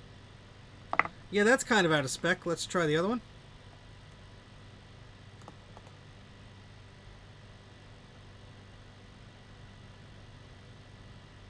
$100 again. Yep. Those not happy. Those not happy. So these are, I'm sorry, these are 200. Oh no, 100. Oh, okay, no, never mind. 200 volt, 100 microfarad. Okay, yeah. So those seemingly were in spec again, but you know, I can't read or write or do anything practical. So what am I doing here? I don't know. This is learning how to not do math with Steve. Numbers are hard. Numbers are hard. Don't do math. Numbers are hard.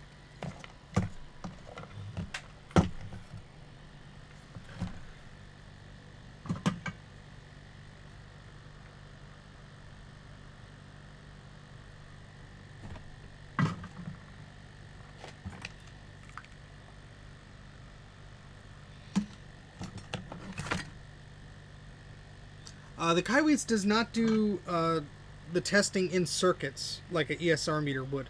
That would be like an additional like $300 for another device. Yep, drop my flush cutters. I might get one of those in the eventually, but I haven't had a real need for one yet. Don't get me wrong; it'd be cool to have one, just you know, to play around with it, but.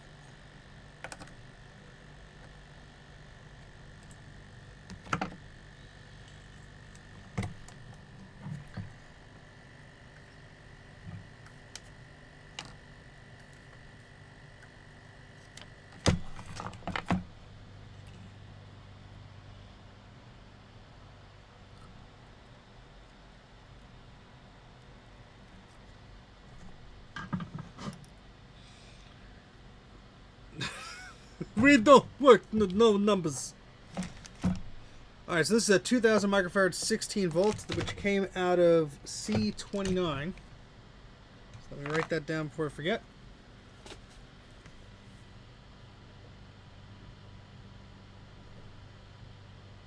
No, actually, this is 2200. 2200. Again, numbers are hard.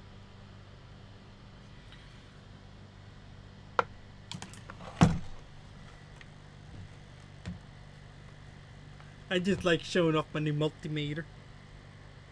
So this should be 2200 or close to that.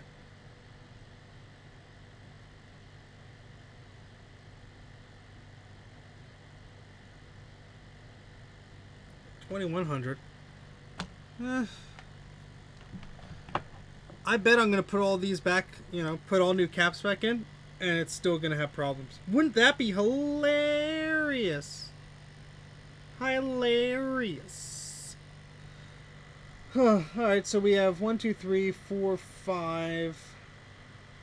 5 caps to go, not counting the reefer capacitors. And we've only been doing this, minus the printer unboxing and those shenanigans, for about an hour and 40 minutes. How about that? Bingo! I have a bingo! Oh boy.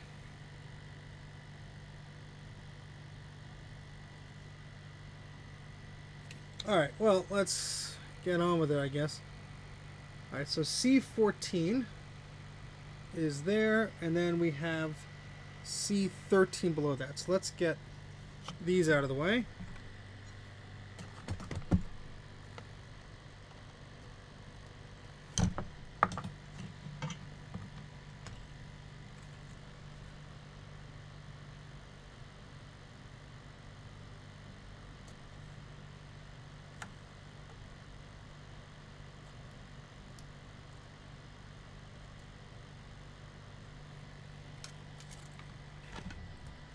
Again, these are bent, so makes a lot of fun. Actually, I should just be able to wiggle this one out with my fingers. I've got capacitors on my fingers. Ow. Pointy. Pointy. There we go.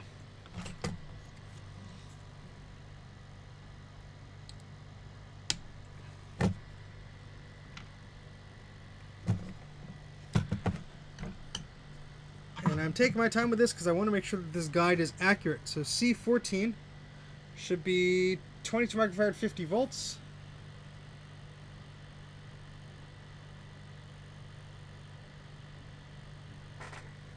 All right, and just for good measure, we're gonna measure this one.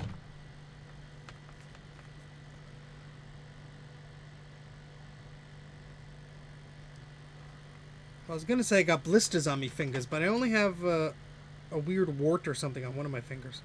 Is that too much information? Probably. He's infected from doing too many recappings. Of course, that bent in the way I didn't want it to make this more difficult to... Come on. Come on. Ah! You know what? Try and do something quickly. I know he just blows up in my face.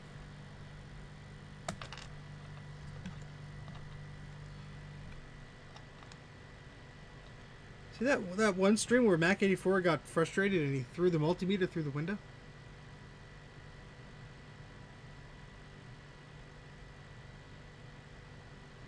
Alright, so that's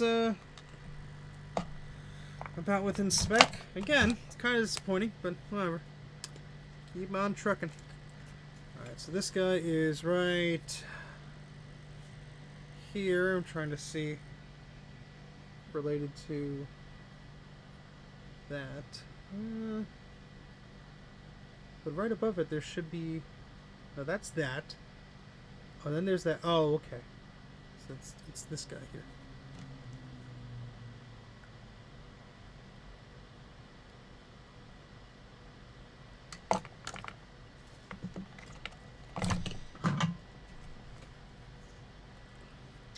So is anyone checking out VCF West? I believe that is either going on now or it just concluded. I saw some pictures and stuff.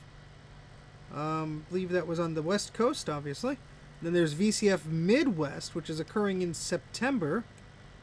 I know I'll be there. Tom Barber will be there. Adam will be there. Ron from Ron's Computer Videos will be there. If anyone else is going, say it in the chat. That'd be funsies to meet up. Say hello.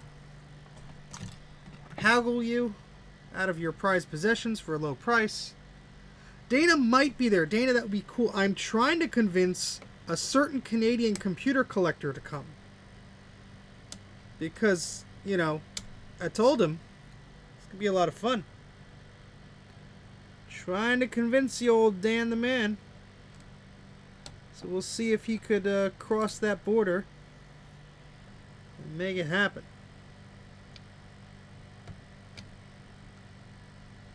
Because what a bunch of silly shenanigans that'll be. VCF South by Southwest. Taylor will be there with cash. Excellent. Yes, Midwest is in the Illinois area. Well, Dana, it's legal there, so you don't got to worry. You don't got to worry.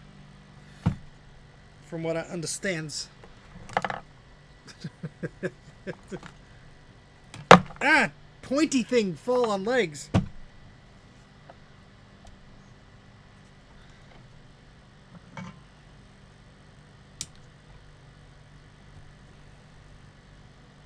Well, I'm not saying you would do that, Joe. I'm saying there's no reason for you to bring things.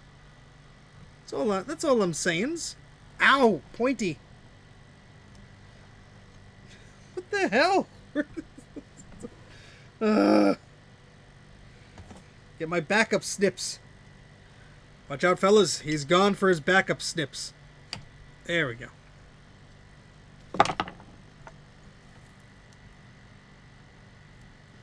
He put his chin on the logic board to claim it as his own.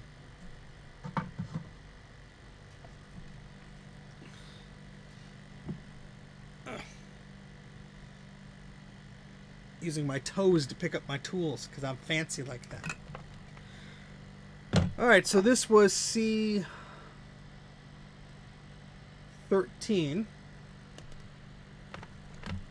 which is 33 microfarads, 16 volts. Wow, they made that tiny.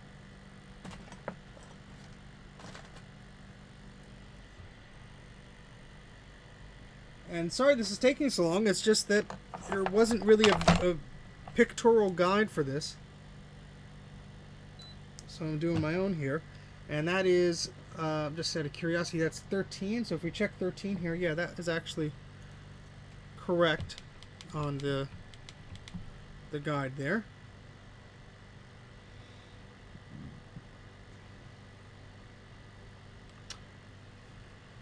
This also appears to be in spec. Surprise, surprise. Alright, so we have 3 more to rip off of here. C6, C5, and C11. So let's do it to it.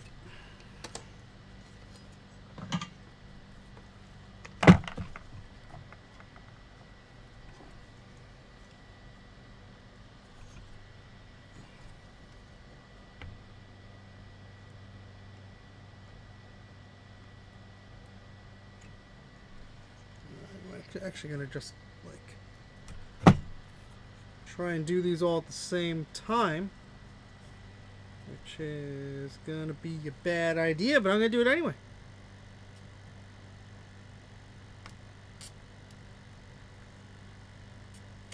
Well, that one just came off pretty quietly there. See if I can get the other one here. C1. Is that C1? Oh, C11. Let's say, I thought we already took off a C1. You see them once, you see them all. Oh God, it must be late. Steve's making more terrible jokes than he usually does. Someone think of the children. Alright, so let's write those down before we get them mixed up and forget, because that will happen, because it is me. So C11 was the one I just took off. There's this little black one here, and that should be 16 volt 33 microfarad. Okay, and the one right next to that was 47 microfarad, 10 volts. Okay. I guess we'll have to test them. The audience demands it. Everyone's screaming, "Don't do it, we're tired of it, stop." Why?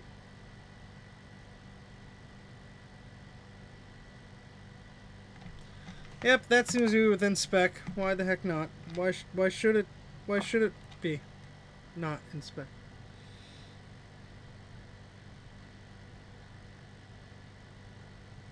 Alright, Dana, take care. Alright, this was 43, and that's 47, so that's kind of within spec too. Goody! Alright, C6 is this guy.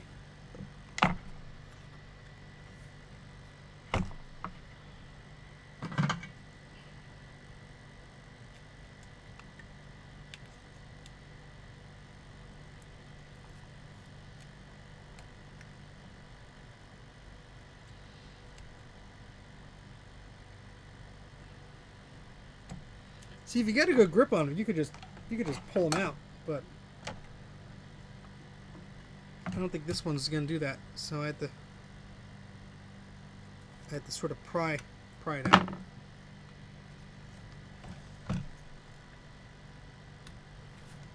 All right, just clean this up while I'm here.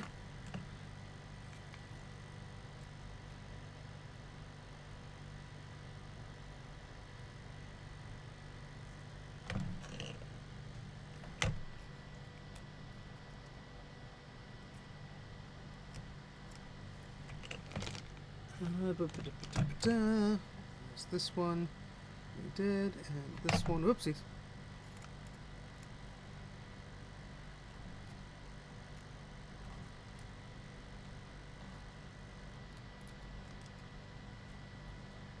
I shouldn't have started this because I know it's going to take me a lot longer to do this. I can't help it. It's so beautiful.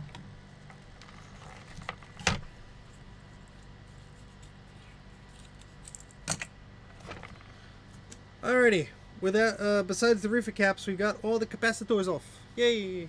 Alright, so I'm going to just mark down this one. This is 50 volts, 22 microfarad, and we can measure it for good measure.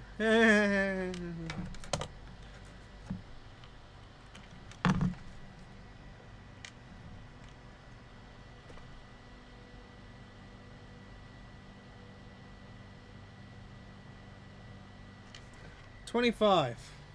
Again, within spec. Howdy frickin' do. Hey, the Shades of Bays, how's it going? What's up with the big sticky tape? That holds a thingamajig, piece of plastic on there. So you don't zap yourself with the high voltage when you're touching things like I am. Alright, so we have to remove these little capacitors, which is going to be a royal pain in the ass because they're so tiny and they're wedged between things. So I'm going to use my pliers here and just do this as gingerly as I can.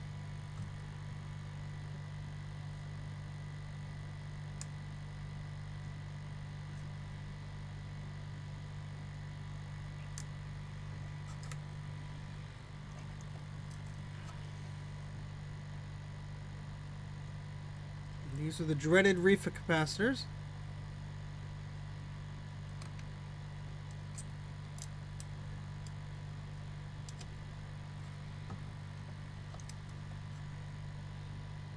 Don't fear the reefer, fellas. It'll be okay. Alright, so let me just twist them off. Oh gosh.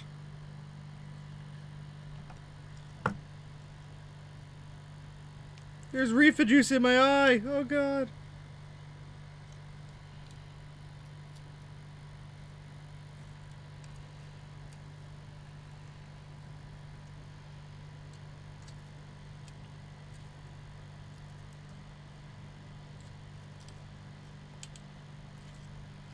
Trying to use every... Ooh, these reefer caps stink. Trying to use every piece of this here.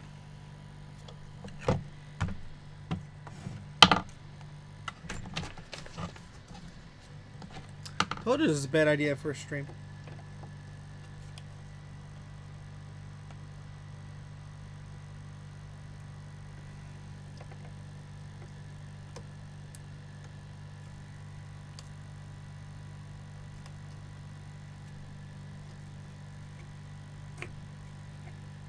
Alright, there's one reefer cap off.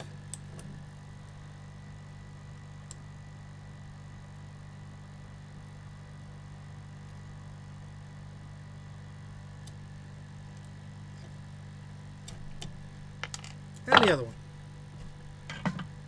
Yay! We'll take a look at those in a sec. I just want to clear off these pads.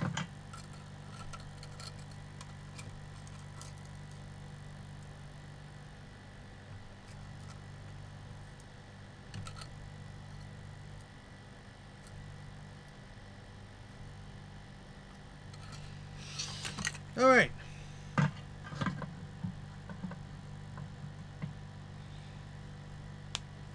the hell are you talking about, Jay?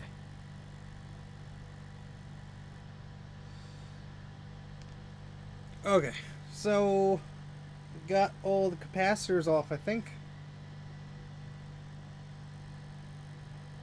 At least all the ones I'm supposed to take off.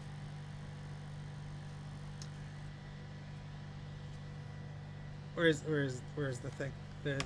There. Kind of, well, let me take a picture with my phone. I don't know. It's almost midnight. I don't know what I'm talking about anymore.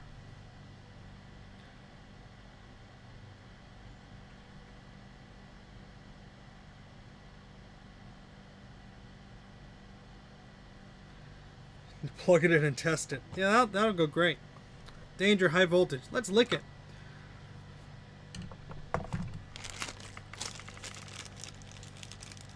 Yeah, I don't think this came with the little baby reefer caps. It came with like these big ones, but I have some. Well, I guess we could start putting them in. Ugh.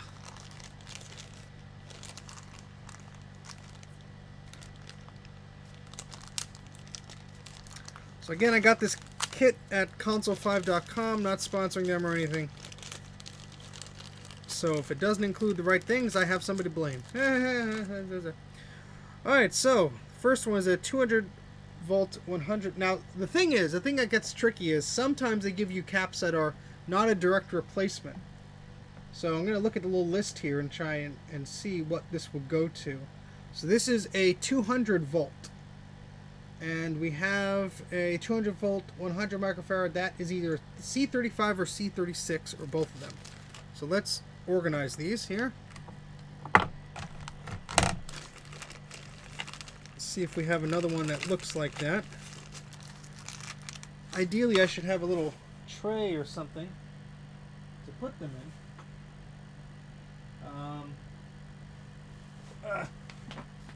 Ow. My body is aching. Getting old sucks. Alright, hold on. Let me find something.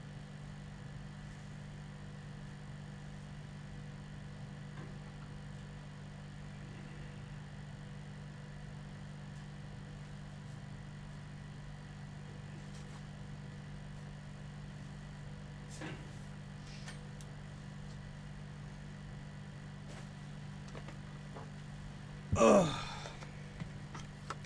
I'm just going to put them in this little dealie, where I used to have a bunch of screwdriver bits way back in the day when this screwdriver kit was new. And then I proceeded to lose them immediately. Alright, so we have, that's a 4700. That's a 100. Alright, so those two match. That's great. So let's put these in. These are 35 and C35 and C36. So those are these. Now you want to make sure that the stripe where my finger's pointing to goes to negative. Otherwise you're going to have a bad time. And of course, that hole is not wide enough to put the capacitor through.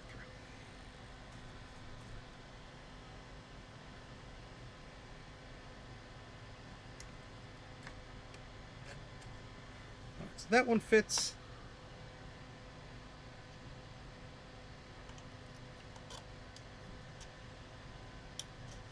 Oh wait, there it goes. Make sure those are right. 35 and 36, negative and negative. Excellent. So I'm just going to bend those legs so they'll stay like that, and I could do the rest of them. Alright, what are we doing now?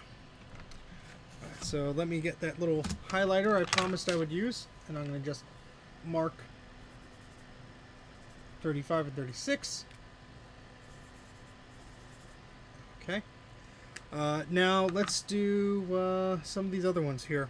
So this is a 4700 16 volt, and that should go to capacitor 2. That is up here. Negative is pointing down.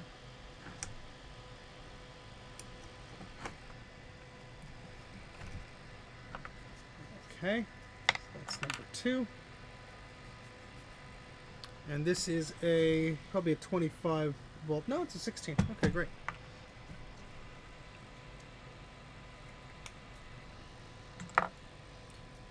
Alright, so that one's in.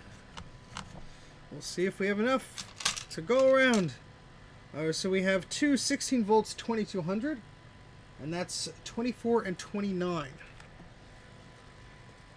So 24, well 29 is there, and this is 24. Okay. Of course there's glue right where I don't want there to be glue. There we go.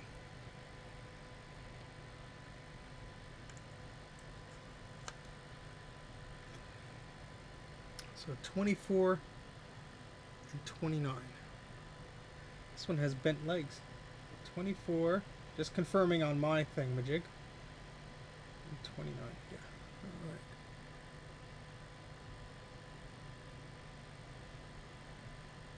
Yeah, where's the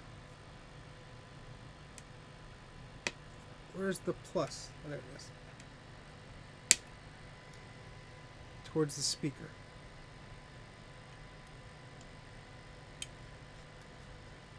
Should probably zoom out a little bit, I guess.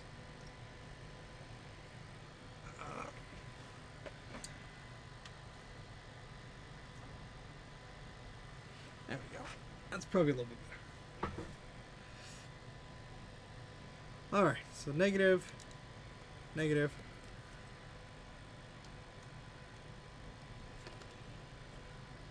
Alright, sweet. Negative, negative, negative. Excellent.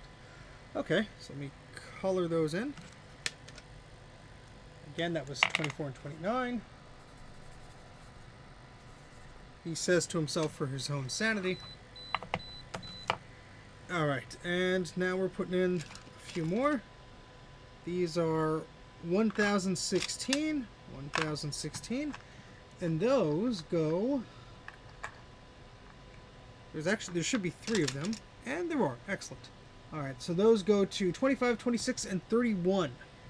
25, 26. These I'm going to have to bend the legs on. And 31. Yeah, these the pitch of the legs are a little bit too, I guess, close together. So I'm just slightly bending them.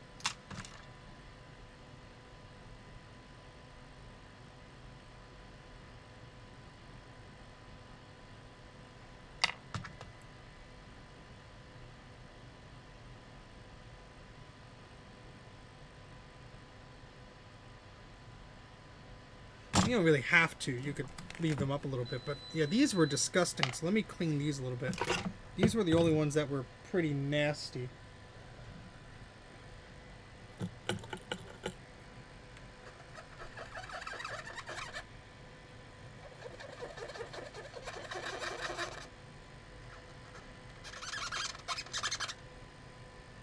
Electrolytic goo.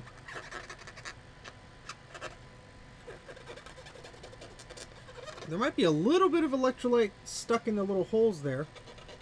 It was definitely leaking on a few of these, but I don't know if I could suck out that crap or not, so. Yeah,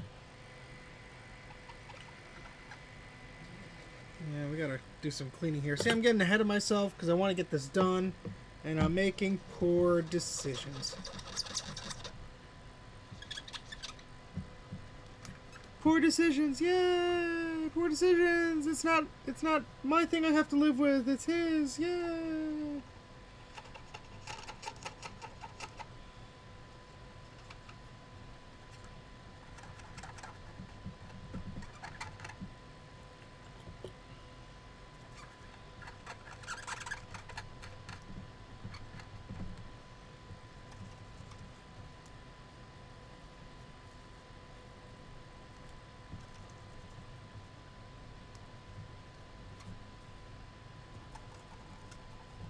Just trying to make the rest of these as clean as I can make them.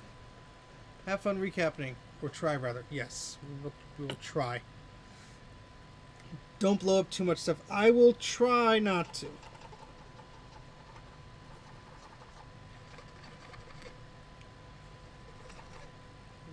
Trying to get as much crud off of this board as I can. Yeah, this is the worst part of it here. I'm gonna have to do some scrapity here.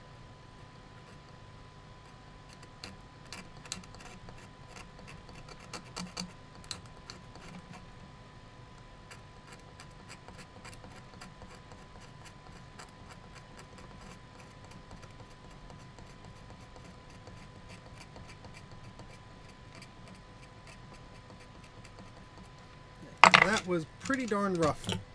There was a lot of goo and crap. Sorry for the squeaky. A lot of that crap right there. Do not want that on the board. No, thank you.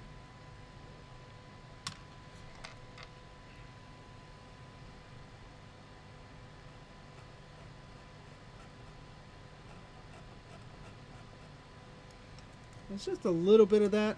over there too. But if we're going to be in here cleaning it up, might as well freaking clean it up. I don't do anything halfway.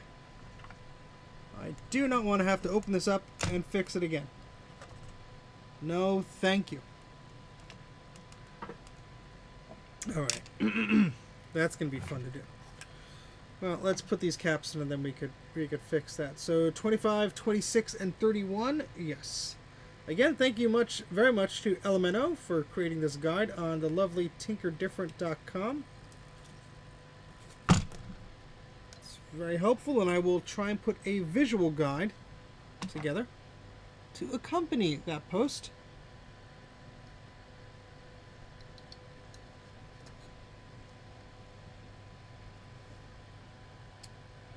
There should be one more cap. Where the hell did it go? What the hell? Come on, Steven. Did you lose a freaking capacitor? And you're flailing about like an idiot here? Good, there it is.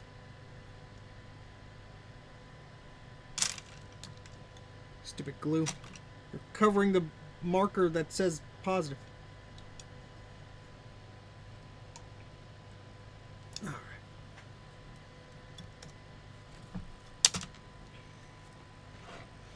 Okay. So we have a number of caps left. Let's put them all in here. Alright, so C39 and C43 should both be 47010s. So we need to find those. Nope.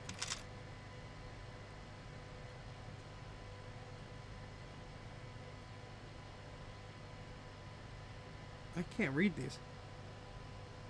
Nope, that's something else. Here we go. 47010s. Excellent.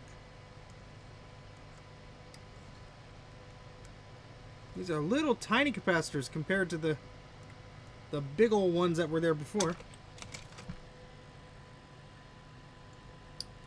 And we will pause for station identification in a moment.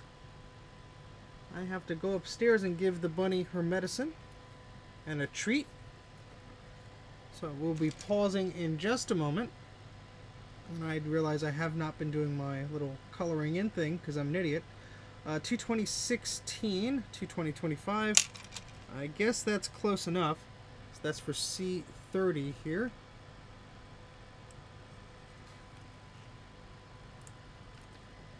And the other one goes to C3, which is all the way up here.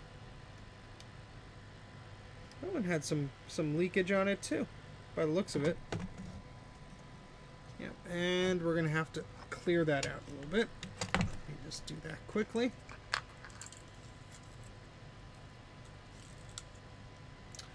Hey, Retrotech and stuff. How are you? It's been, well, yeah, life's been a little crazy, but I'm surviving. Hope you're okay.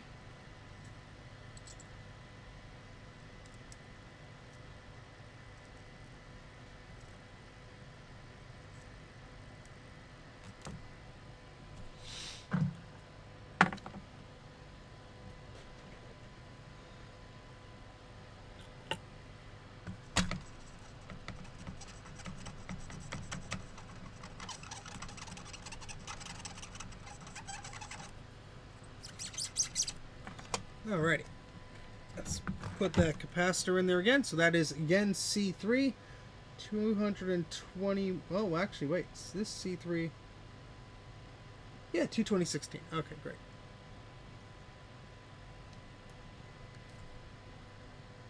Excellent.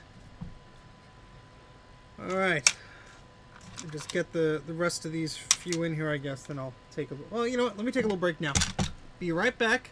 Give me just like 3-4 minutes, and I shall return.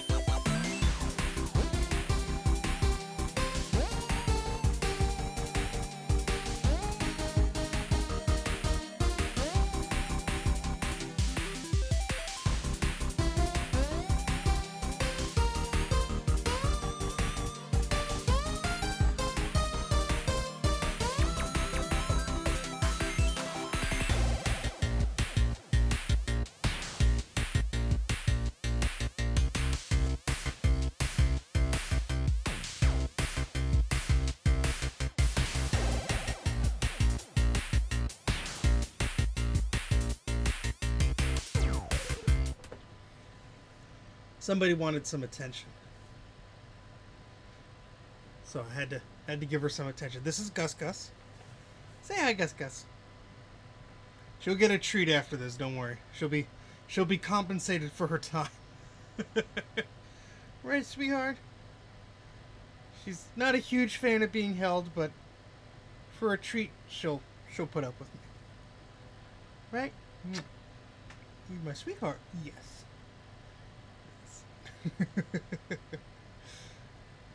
So this is Gus Gus. She's 9 years old. Unfortunately, she is the last of her litter. We got word today from a friend of ours who had her brother, that her brother passed away. But 9 years is a pretty good age for a bunny. We wish you could have food for much longer, but yes, this is Gus Gus. She was the biggest one of the litter, weren't you, sweetheart? So yeah, so I'm gonna put her back in a bit because she does not want to be held. I know, but I have a treat for her right here, and she's gonna get that. Here, you want half of the treat now? Are you too nervous to eat? No, there we go. Did you drop it? Did you drop your treat, or did you munch on it? Oh, you got it. I can hear you munching. Yeah? She's like, okay, I'll tolerate you because you have food. Right, Gus Gus? Right, she tolerates people for food. She's a very good girl. Yeah, she just turned 9 in June. And unfortunately, we lost her sister Olivia just a few months ago. But no, not June. Yeah, no, it was June. Yeah, last month we lost Olivia. My goodness. Ugh. Not last month, the month before last. But yeah, she's happy. She just doesn't like being held. So I'm going to put her back. Give her the rest of this treat, more importantly. And we'll be back. Bunnies chew 2 ways. Up and down when they're getting pellets and treats. Side to side when they are having hay. And it's very important that they have 90% of their diet be hay, because that makes sure that their teeth are naturally grinded down. So there you go. But they are very easy to litter train. You spay or neuter them, and they take to it very good. I know, sweet. We'll bring it back. I'll be right back.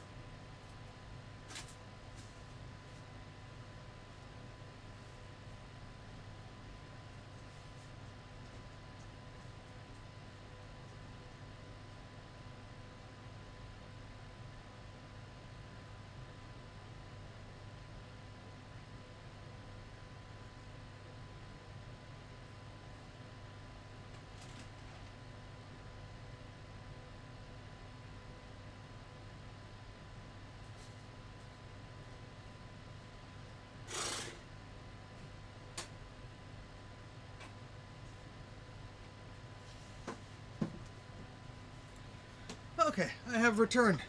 Okay,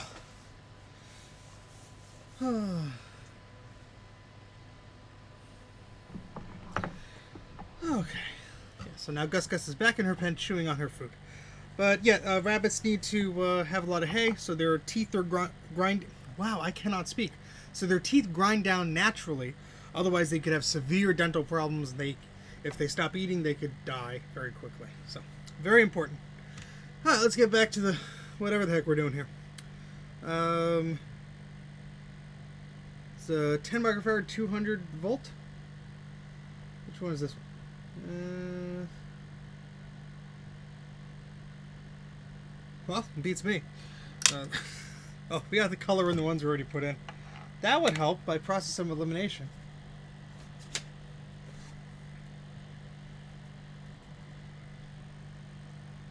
The cat is 18. Wow, about to turn 18. Well, good luck with a lovely aged cat like that. That is phenomenal. Our cat was about 18 when he passed not too long ago.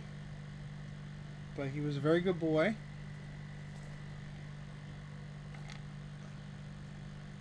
But yeah, if you have the rabbit spayed or neutered, which you should do so anyway for not only health benefits but to reduce the population of them, It's really beneficial to their health in a number of ways. All right, so this the original spec is 160 volts, but they gave us a 200 here. Just gonna make sure that there's not any others sticking around here. Nope, this is the only one that could fit. So this is gonna go in T9 here.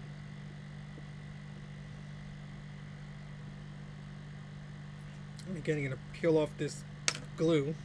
Ow.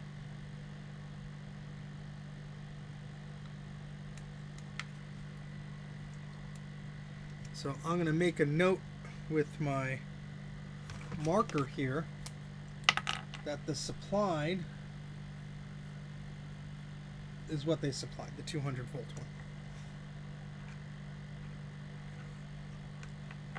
one. Joe, that is crazy. Wow, 24-year-old cat in human years. It's insane. I thought you were asleep. Well, I'm not asleep yet. You missed Gus Gus. You missed the bunny, Kate. Rewind like 2 minutes and you'll see the bunny. I won't do anything. You go rewind. Hey, Juan. How's it going? Okay, so let's finish this up here. We have 5 more to put in here. 1, 2, 3, 4. Where's the other one go? Or they gave us an extra. 1, 2, 3. 1, 2, 3, 4. Oh, 5. Oh, okay, I see where I see what they did there. You see that? All right. These are.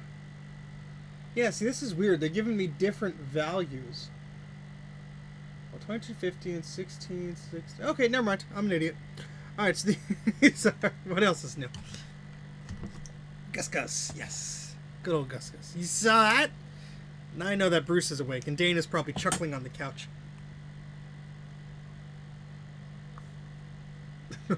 Poor little pool. Yeah, the same with me, Adam. I have a lot of those machines, but I think I pulled all the RAM out of them over the years. Alright, so these 2 caps are 22 microfarad, 50 volts. So this goes to C6 and C14. So I'm going to bend the legs just a wee bit here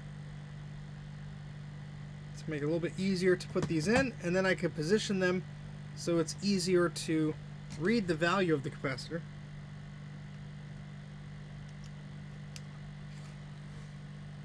So if it ever has to be replaced again, or there's a problem or whatever, sort of future-proofing it there. Alright, and the same with this one. Again, the little dotted line and the arrow is going to point towards the negative on these axial and the cylinder caps. Whatever the terminology is, I don't know. I'm half asleep. Shouldn't you not be doing this when you're half asleep? Yeah, well. Things happen.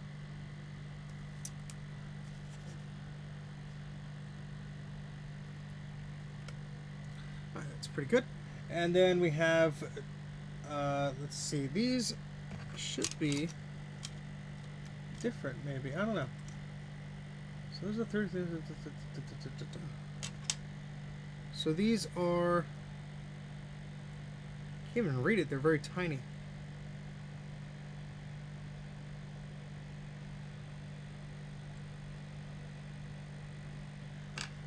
Process of elimination. Let's read what this one is. This is 47 microfarads, 10 volts. So that goes with C5. And then I have 2 empty spots, which should be 3316. I guess that's what these are? It just says 33. Yeah, well, I guess so.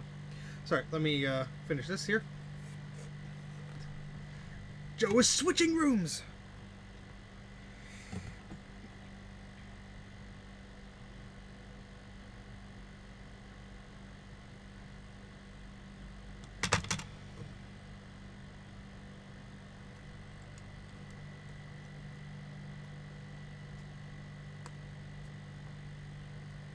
Alrighty. And then these are the last 2. Then I have to get some reefer caps. Technically I could leave them out, but if I'm doing this, I might as well put them in, right?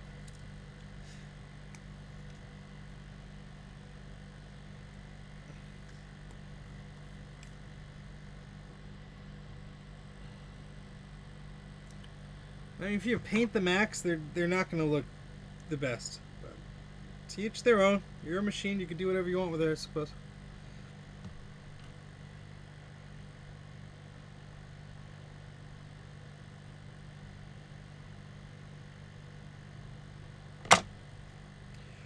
Alrighty. This is C11. And this one is C13. Yep, I dropped it.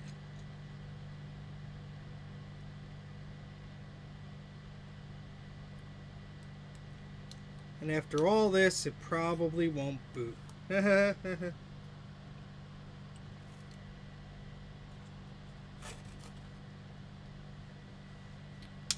More glue is falling off.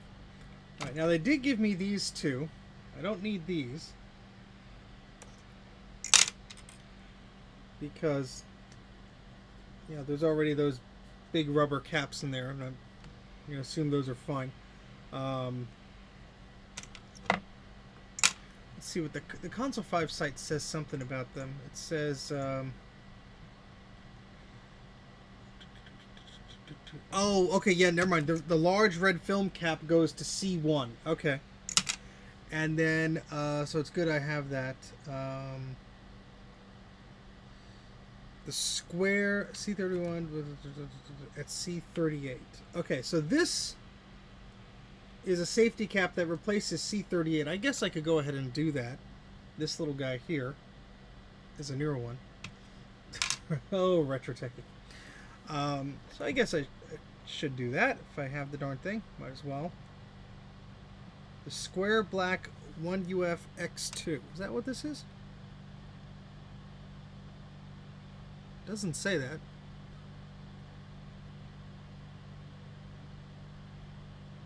X1. Huh.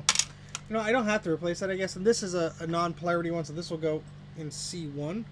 So I'm going to have to bend the legs there a little bit. Just to fit in there.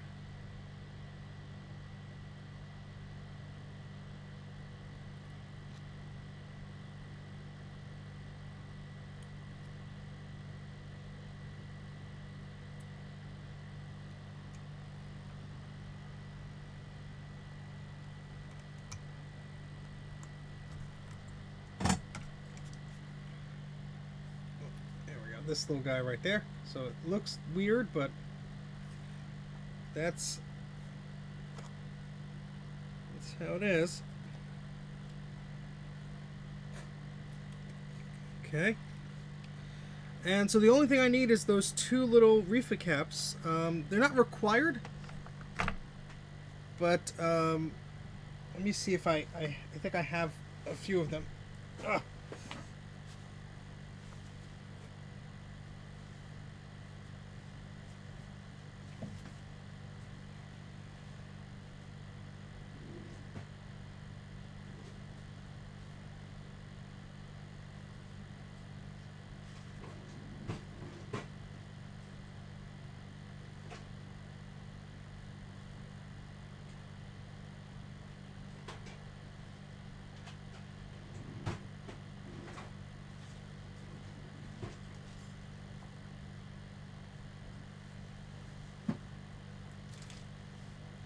I got a bunch of reefer caps here. I don't know if any of these will be the ones I need, but I guess we'll figure that out in a moment.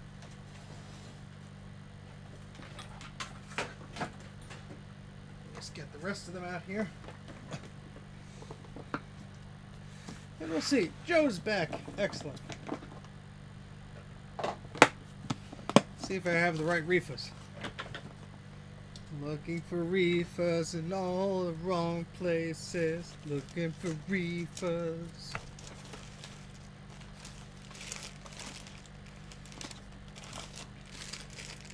What is this, a Color Classic recap kit? Yes, it is. And another one. Because I need to recap a Color Classic like I need a hole in the head. Oh, that's for Classic. Okay. Regular Classic. Not a color one. I thought I had reefer caps in here. I guess not. Well, I have these. compatible with 128K, 512K. Now these are for the big guy. Did I write on this one? No, of course not. No. Oh, this is for the 2GS. I wonder if that was similar. I only have one though. So this is 20. The original is 2200 picofarad Y. That's not that one, unfortunately. And that's not this one either. Oh well, poopy. Well, I screwed up, didn't I? I don't seem to have the replacement reefer capacitors for this model. I don't know how I managed that. I thought I had a bunch of them. Well, I probably do. I just don't know where I put them. Let's look to see if they're hiding. Maybe I looked poorly. I thought I put all the caps I had in here.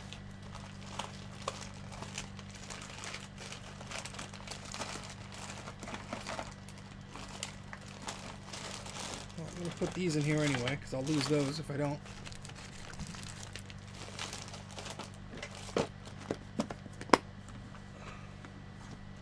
Open up this dealie here. So the recapping kit does not include reefer caps, which kind of sucks, but I guess I understand. I don't know.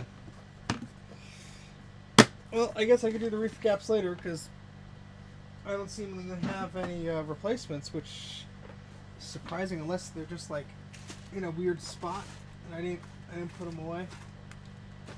It's completely possible.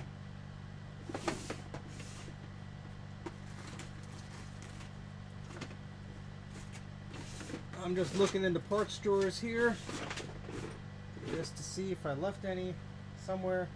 I don't think so. Yeah, I mean, they include 2 reefer caps. Well, they include 1. And there's, on this board at least, there are 2 small ones. Now, you know, maybe they didn't really care. But it says C33 and C37. Y safety caps may also be reefer type. If so, please see related items and replace. So maybe that's their way of saying you're on your own. Or maybe there's enough variation with these where they're like, well, they're not required. I mean, I could have kept these in there, but they're kind of cracking, and I cracked them more when I was opening them. But they're 2200 picofarad Y. These little tiny baby ones. So I probably need to order a bunch of those, and I'm going to take a picture of them before I lose them.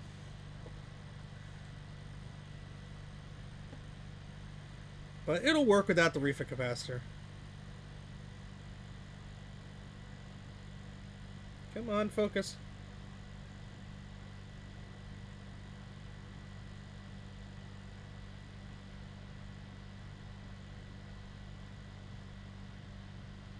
Yeah, these are 250 volt, which I thought that's what the other ones were, but Bruce is asleep, so maybe he doesn't know. Or maybe he's not going to tell me. Alright, well at least I could wire up the rest of, solder up the rest of these and be on my merry way.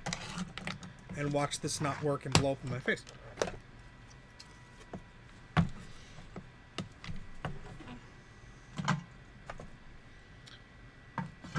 Boop doop doop boop boop.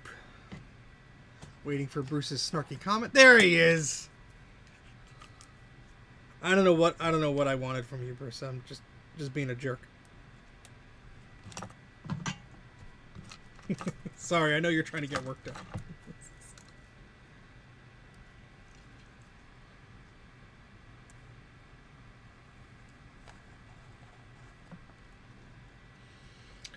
Alrighty.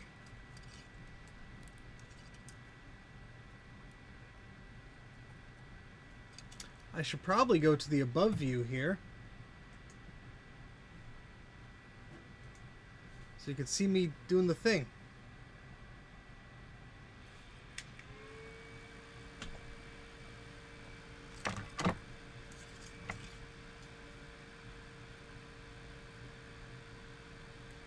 You know what I should do?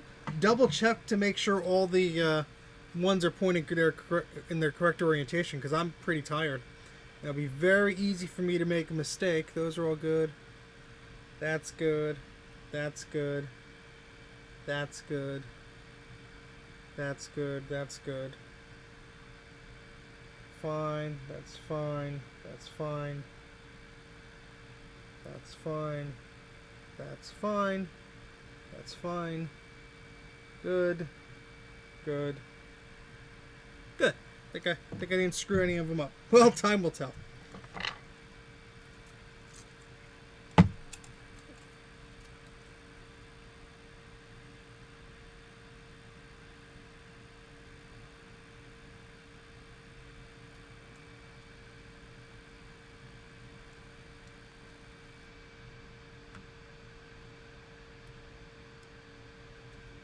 There's a pretty cool project on Tinker Different that's recreating the Apple Tech Step, which is a diagnostic tool for early 68K Macs. They're making some progress on it. It's pretty darn cool.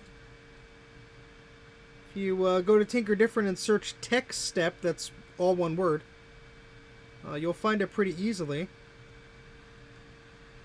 I always love projects like that because, you know, it's a great tool.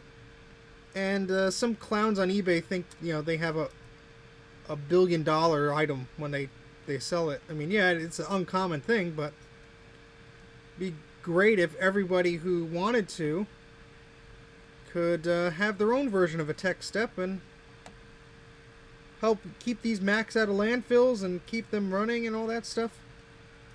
That's what this is all about. Why else would I be spending countless money and time and resources trying to keep these things alive?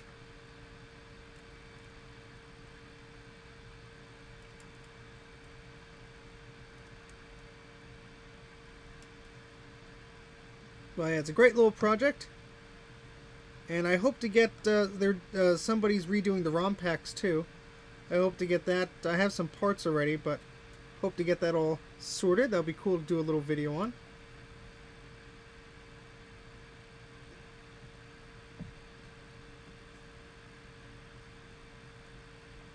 We're almost done here, thankfully. Yes, I got a proper power adapter for it. It seems that my battery was not good or something. But I actually bought a second one because it was only like $200 and it had some ROMs that I didn't have. And I figured, hey, for that price it'd be kind of stupid not to get it. And so I was able to grab it. And made Bruce very jealous.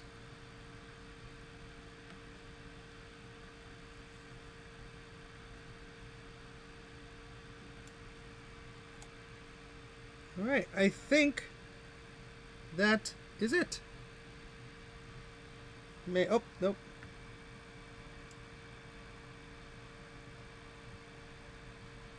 Okay, now I think that's it. Recap your Mac. It's a very straightforward tech step there, Adam. Alright, so all these little legs have to be clipped off. All the excess here, we don't want them bridging things or touching things they shouldn't. And then we're ready to test this sucker. Now, I'm not going to test it with the original board that was in that cursed Mac. And the reason being, that original board... Oh, crap, I don't even know if I could test the CRT. Because I kind of had an oopsie with the CRT. I don't think I necked it, but I broke the little plastic thingy on it. Well, we'll find out, I suppose. Gosh, this is really late for me doing this. I shouldn't have done this. I told you I'd regret this stream. Anywho. Ow.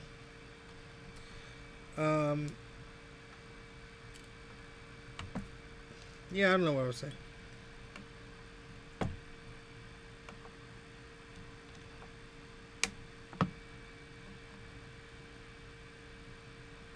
Something about regret, you know.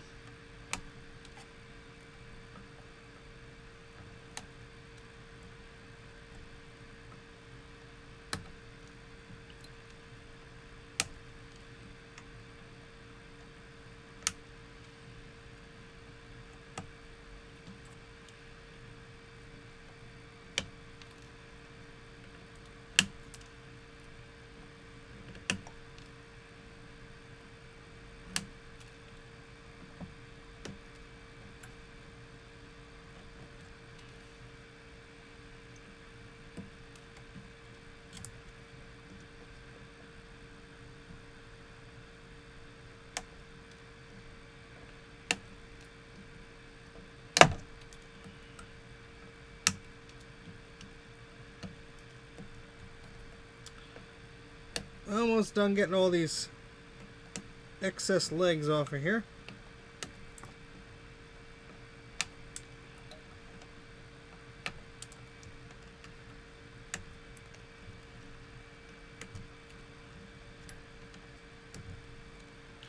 Whew. All right.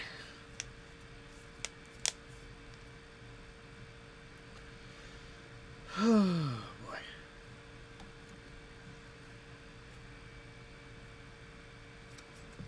Clean this up just a little bit.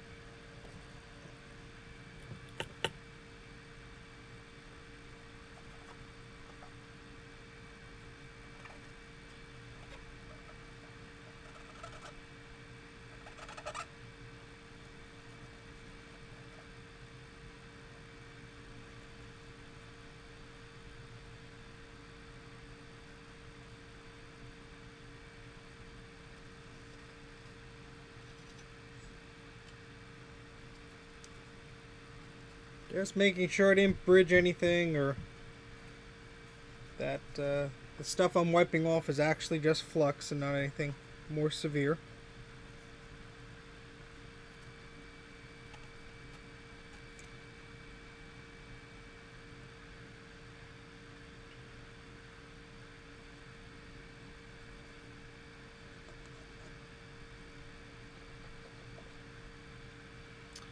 Alrighty. I think that doesn't look too terrible. I don't even know how many people are still watching this crazy stream. 37. Well, we've tanked in the numbers a bit, but that's okay. It's to be expected for going on crazy streams that go on too long. Alright, well, I guess it's time to plug this thing in. Make sure nothing is terribly loose here or anything. No.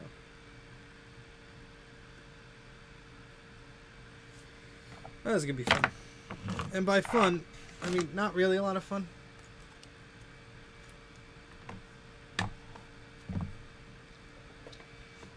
I wish, Adam. That'll be handy. Poopy.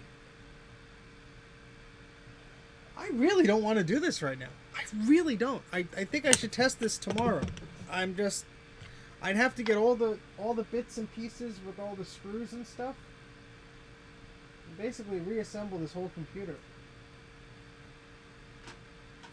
Including the CRT, which has a little bit of a plastic break in it now. Which I'll show you why. Let me turn off the soldering iron. Alright, Bruce. It's all your fault.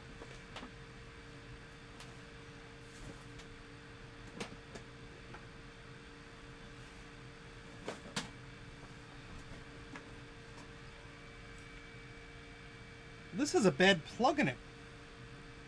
Look at that, it's cracked. That's probably not good, right?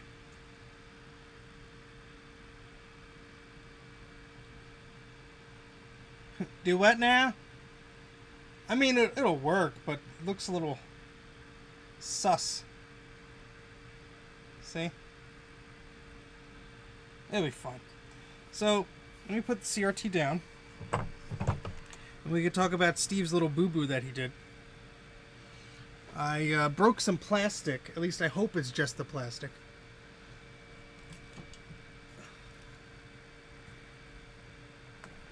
This little plastic on the edge.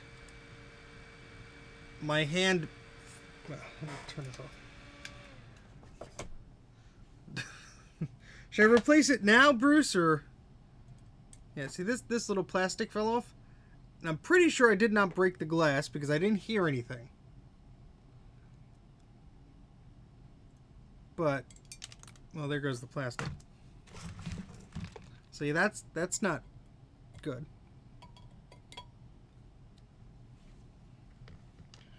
And of course, the camera being on the ground is not helping anybody. You have to adjust these little pins, are just a little bit out of whack.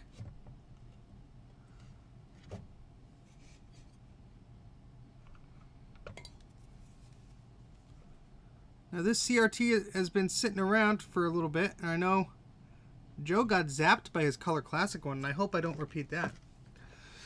Oh, yeah, I think that is the same thing too. You just orients how this thingamabob plugs in, which would be good to know. Oh, where'd the plastic go? Darn it. Oh, well, it's keyed anyway, so if I just...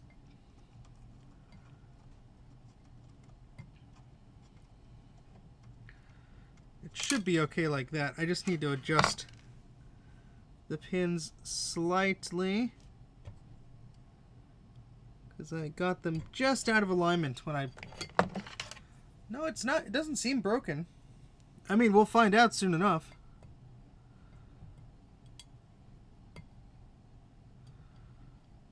There we go. Now this we have to ground. Very important. Otherwise, bad things happen.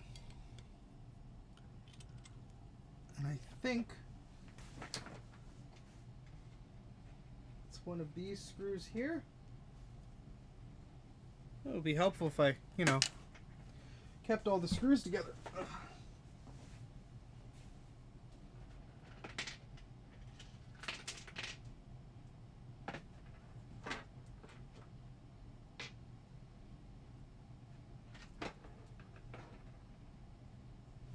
Of course I didn't keep them together, because I'm an idiot.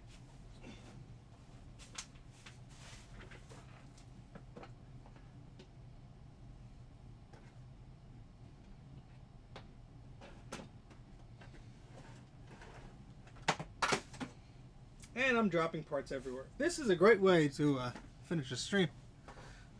Ugh. Oh, that's excellent, Adam. That just makes me happy. Okay,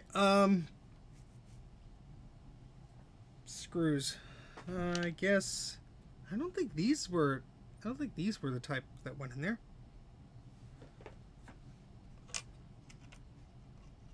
Are they? Well, you got a screwdriver. I guess I'll find out if they fit. No. Let's see if this one goes in. No, absolutely not.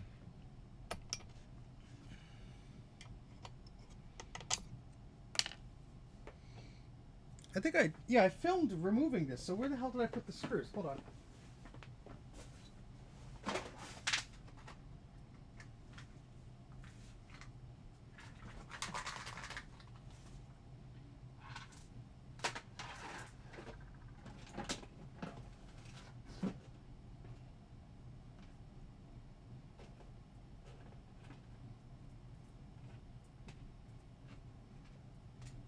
Are they the same screws as the ones on the back, like the same pitch? Because I have a few of those.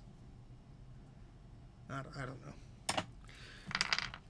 Oh well, I need the dumb screwdriver that fits these, the Torx guy. Well, I have one of these guys.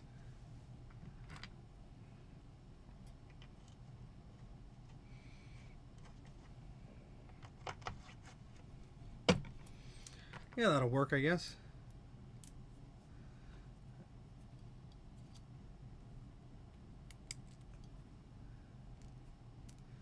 Well, we're not going to be too fancy here. And these seem to be going in. And that is making the ground connection, so that's good.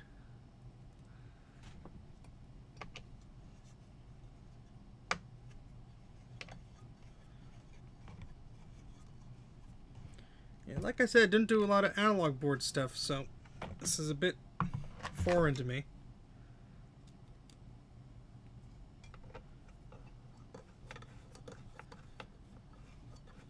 Yes, I put the ground cable on that, so that is grounded here.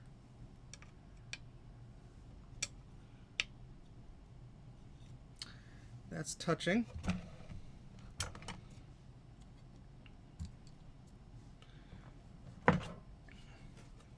And then this has to ground to the logic board chassis cage dealy, right?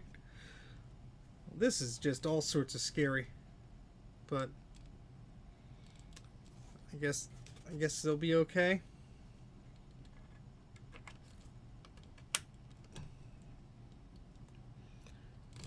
And this guy plugs into there.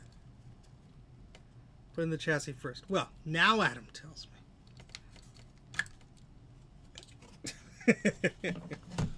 Oh, I'm tired.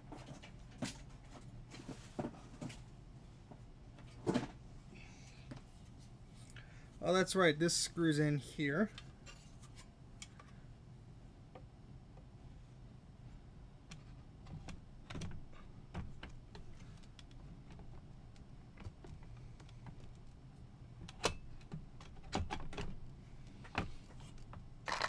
I'll just be using the same screws for everything, and even though it's not correct, I don't care.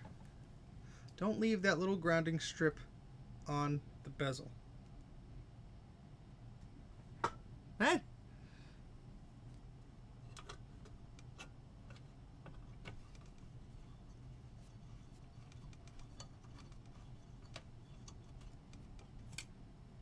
I left a part in there? What did I do?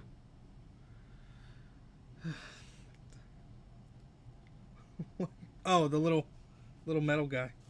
See, this is why I told you I shouldn't be doing this right now.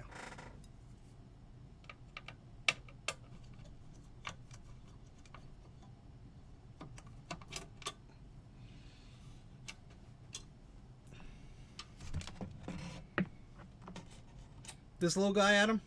This thing?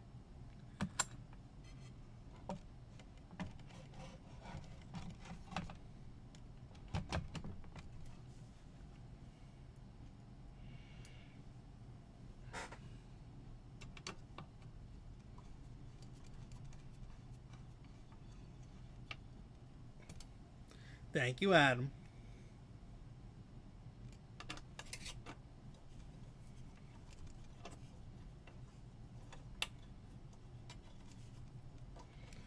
Now, do I have to worry about this CRT energizing itself magically while it was unplugged for a few days? I hope not.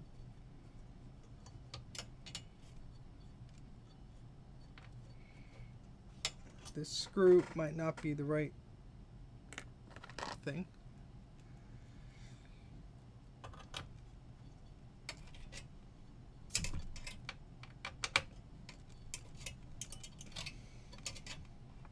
Not putting in all the screws. Should I put in all the screws? Should I put in all the screws?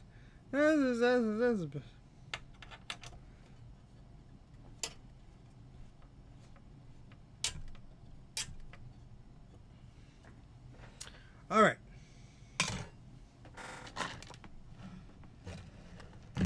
Hey, Emily. How's it going? We have recapped the analog board, sans the reefer caps, and hopefully it'll bring this back to life. Oh, I'm doing this wrong. I know I'm doing this wrong.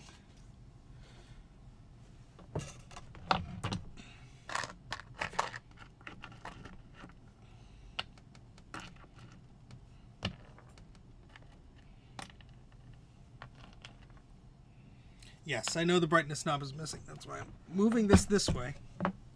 So I can get the brightness knob off the table and put that in. Well,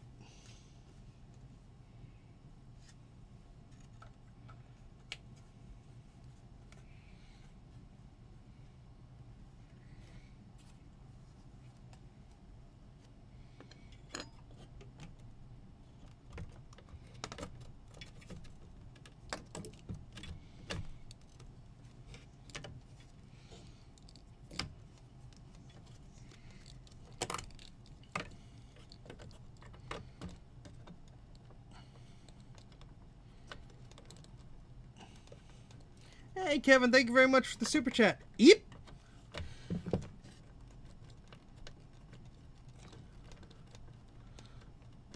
This connector that's kind of borked does not want to go back in.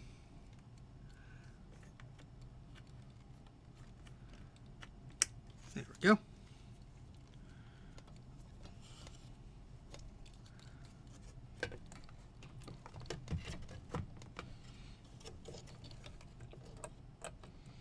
Did I mention how I don't like doing analog boards? I think I mentioned how I don't like doing analog boards.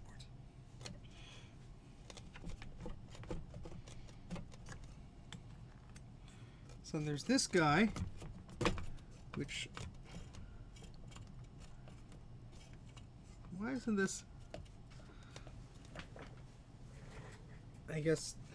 Oh, there we go. There we go. So, these screws should fit, right?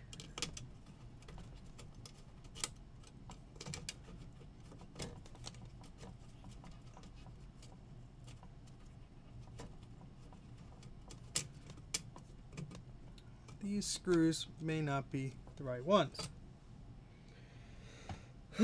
Well, we're going to find out.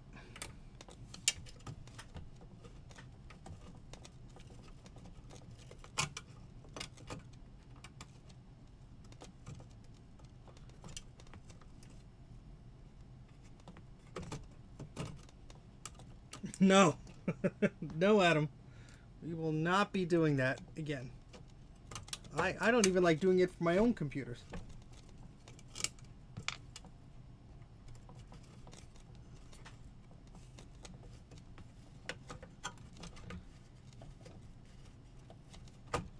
Oh, what the hell?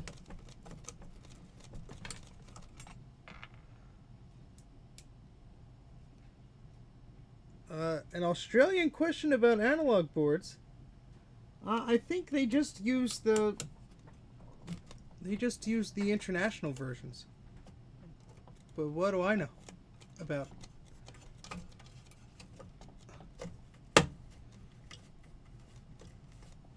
Well, I'm gonna get new screws. Excuse me.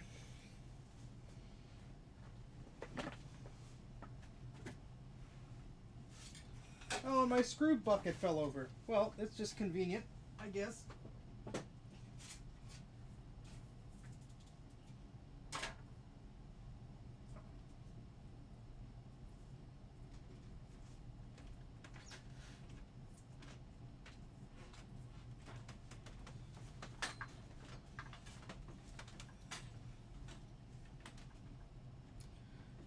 Ah, darn lights in the way and all this such and whatever. Yeah, that doesn't help too much, Adam, but I think I have screws that'll fit in there. We're about to find out. Oh, Steve, that's a silly joke there. But you may not know that a bunch of people from Australia are watching right now, so you might feel a bit dumb after saying that.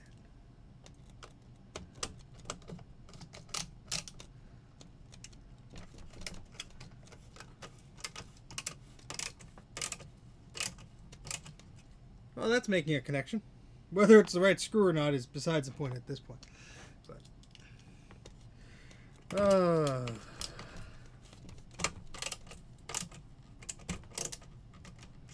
alright. Well, we got screws in there at least.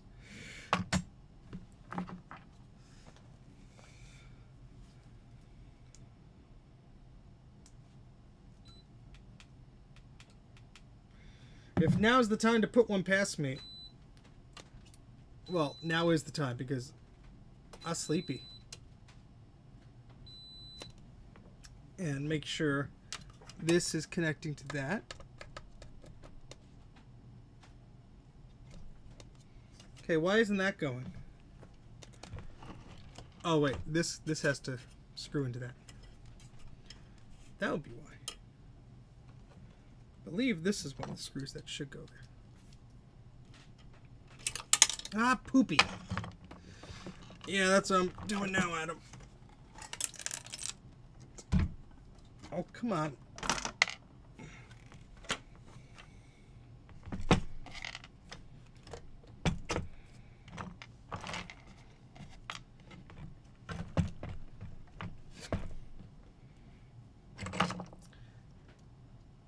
I was trying to do that and the screw fell inside of the machine.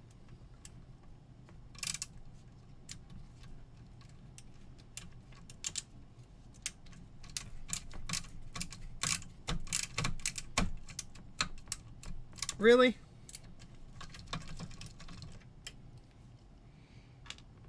Well, that ain't good. I don't think I have a smaller screw than that. Jeez, Steven, you should have just put them all in a little baggie. I probably did put them in a baggie. I don't know where the hell the baggie went. So that's good. That's very good. Well, there's another hole. There's another screw hole here, and that goes the same spot. So we're just gonna use that one.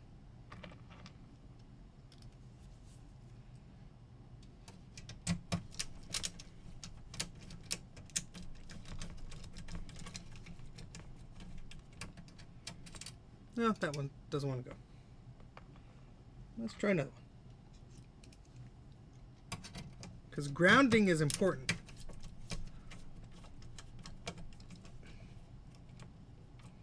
Ah, so close. Damn it. No, don't worry, Adam. It's my fault for being an idiot with the screws.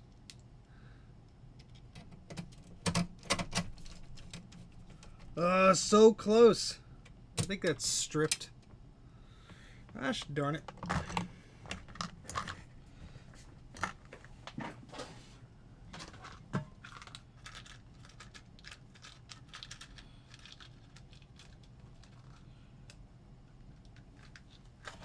See if this screw will fit.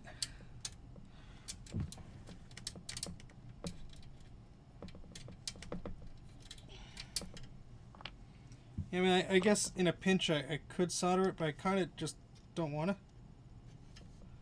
to. Alright, that screw will go in. I think I need a washer on it in order for it to touch the thingy correctly.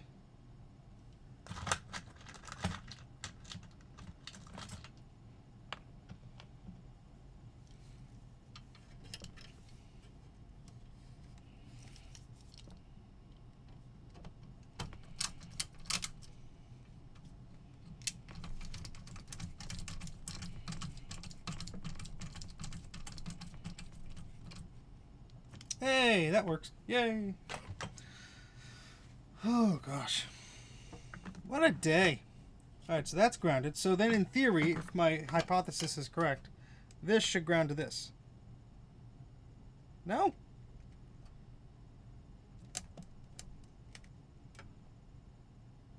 Well, that's not good, right? Because that's supposed to be ground. Unless the analog board has two different grounds. Which I guess makes sense. Yeah, because this is definitely going to the ground over here on the back. And then that ground doesn't go to the ground on the plug here. But it has its own. Alright, well. Yeah, if you feel like it, Adam. These floppy drives aren't going to work because they'll need to be greased and redone, etc., etc. But let's tempt fate. I'll get the logic board out. Oh, hey, look! I found those little screws. So here's the screws I was supposed to use. Might as well put those in a little container. But that's okay. I got ones that work.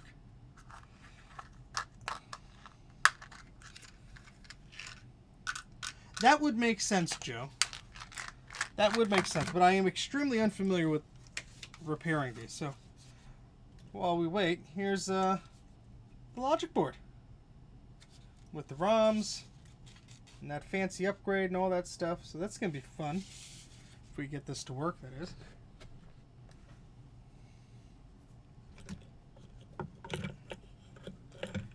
I'm sure it'll be fine. I'm not gonna go too crazy about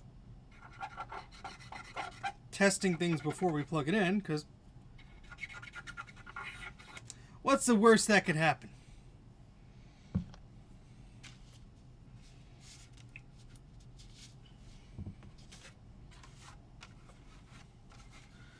This is the one that's fun to plug in.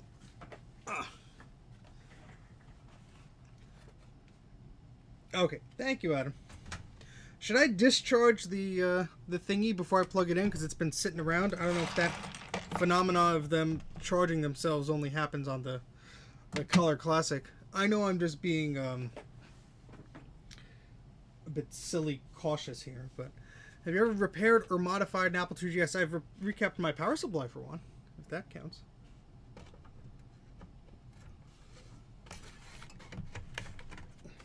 Bend the metal on this to get the logic board in, because it has a bunch of mods done to it. There we go. Whoops, that's a little crooked.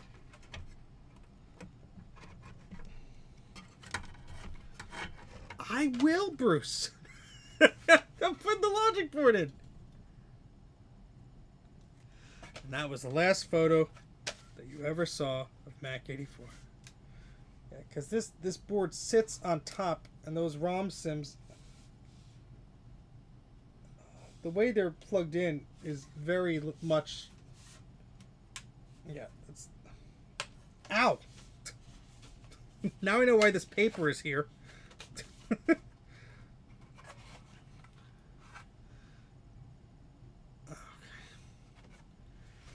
Yeah, I don't know too much about the Apple II stuff. There's a lot of other people that do Apple II stuff that know much more about how to upgrade the hell out of them, like Sean from Action Retro. He's been doing that stuff. I really haven't modded mine at all. I plugged some cards into it. That's about it. Adam knows some of the Apple II stuff as well.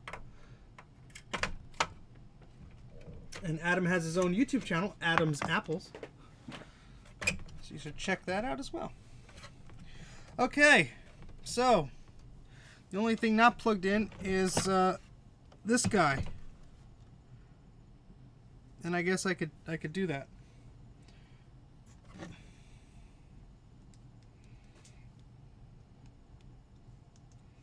How am I gonna do this? I got on the first try. Yeah, that's not going anywhere. Just gonna take a peek, make sure that that is actually hooked. And it is. How about that? All right. Well, nobody saw that because it worked too well. All right, so I'm gonna have to make some room on the desk here.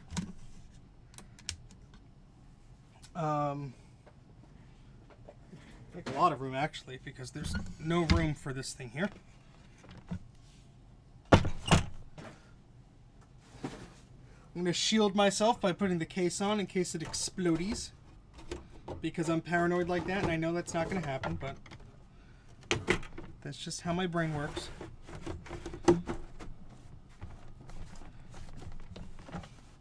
So when the whole thing explodes into a billion pieces, I'll be semi-protected. Yes, it's this computer. This cursed beast of a computer.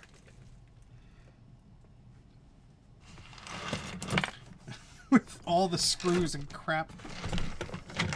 I'll just go over there. Just, you know. There we go. That's good noises. Tom, it's your fault. You put me up to it, man.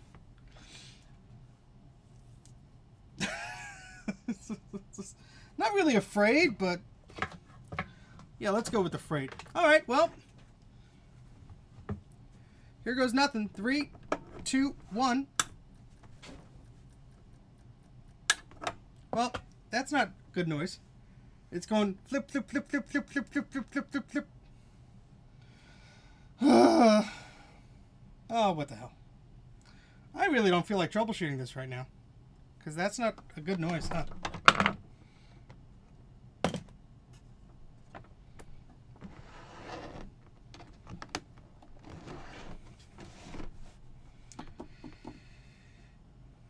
Well, let's try. Make sure that cable is plugged in there. Is the cap on backwards? I hope not.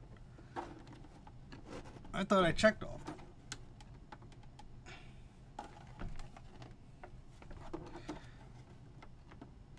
them. I should have put this case on. Didn't I tell you today was like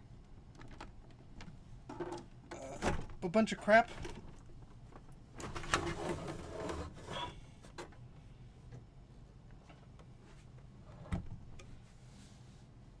Oh yeah, their cable's not plugged in. Well, I'm an idiot. I got too excited and I forgot to plug this in. Is that important? You idiot, Steven. What the hell are you thinking?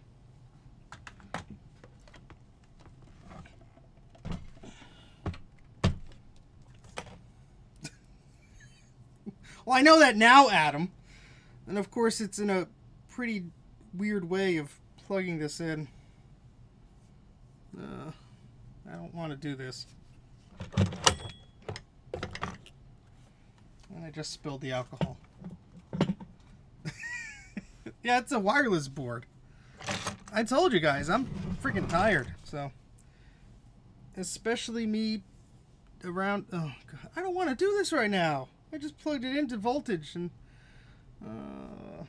I need a big wooden spoon. Spoon. So this guy goes like that.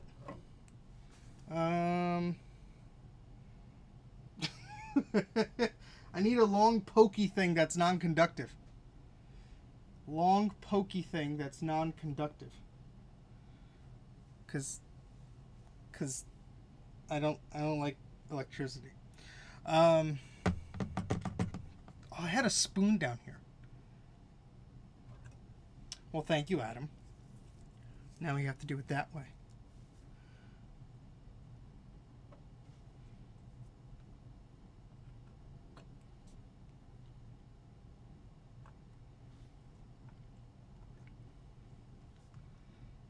Yeah, there's no way I could get that without shoving my hand in there. And I just shoved a bunch of voltage through this thing. I know I'm being paranoid and blah, blah, blah, blah, blah, blah, but...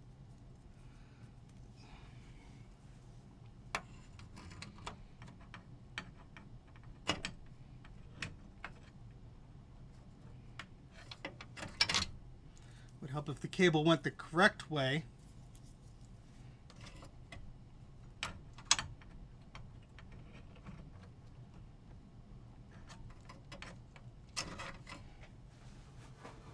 Would also help if that pin wasn't bent slightly. Jesus. You sure know how to pick them, don't you, Stephen?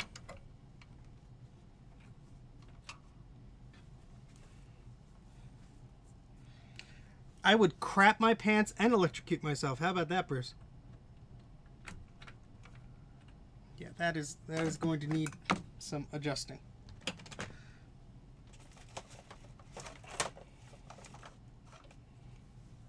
There's a pin right there.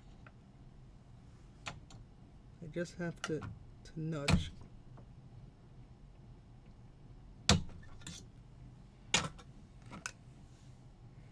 Why is this analog board sort of floating around here? Shouldn't it be like more firm? Oh, that's where the other two screws go. All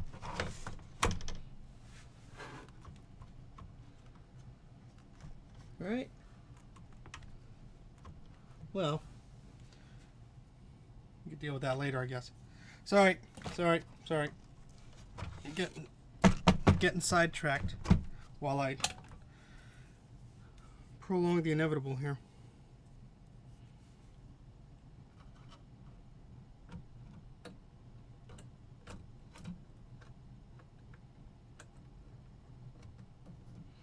All right, let me get something that won't harm this if I screw up. Sorry for the unintentional suspense.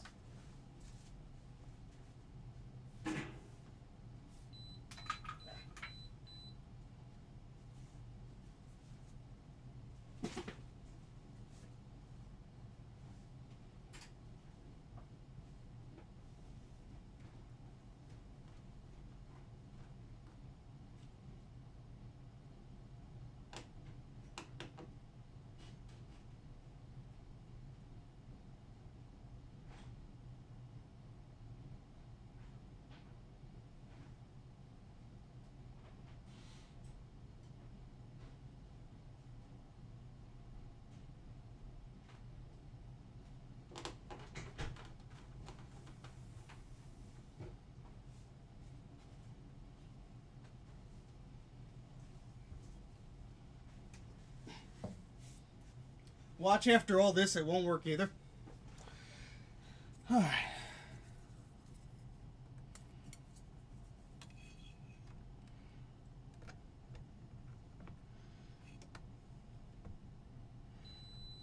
Oh, quiet multimeter. Dude, now you can see what I'm doing.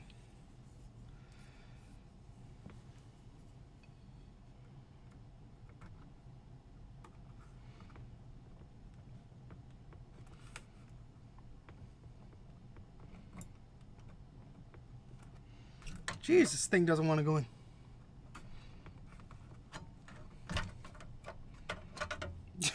Okay. You serious?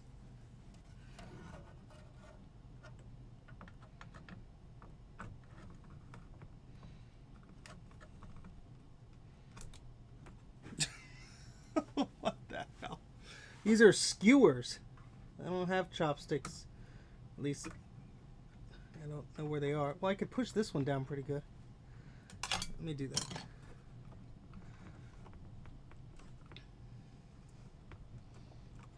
Alright, so I got half of the thing down, but this little edge does not want to go in. There we go. Yay! I know. If I wasn't like half asleep right now, I would totally do the thing. But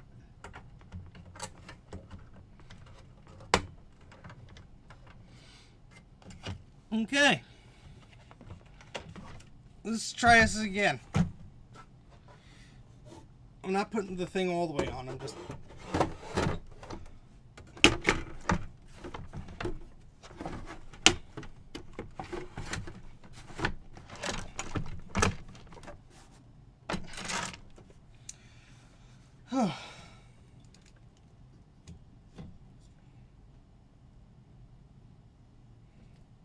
oh, this camera is now wobbly. Oh boy. Okay, well, let's see what happens now.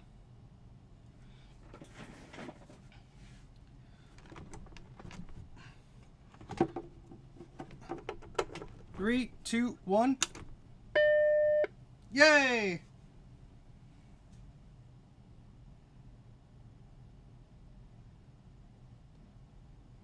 Oh, we got a white line on the CRT. What does that mean? I forgot. Well, I'm going to continue this another day, obviously.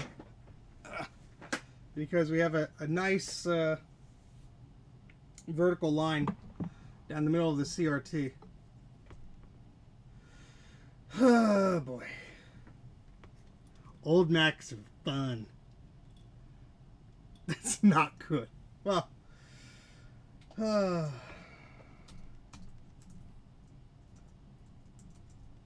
hopefully that doesn't mean I necked the CRT, because I don't think you'd see anything if you necked the CRT, correction? Correct?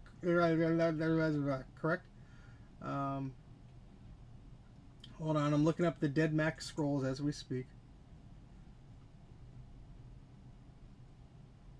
Double check the yoke. Yeah.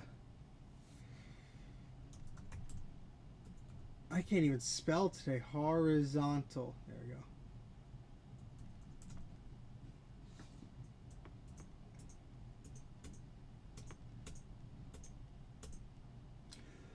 go. Okay, the problem is a cracked solder joint on the analog board. The cracked joint may be covered by foam. Check pin 4 of the yoke. Alright, well.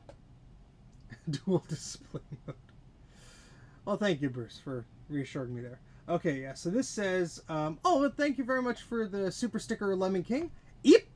And, oh, Tom, thank you very much. Eep! I'm not fixing it tonight. I'm way too sleepy. Yeah, probably something needs to be, it's probably that cable. It is probably, Bruce. Maybe I could steal that from the machine. I have another 512K that has a absolute screaming flyback transformer. So maybe we could steal something from that. But anywho, we made a lot of progress, so that's good.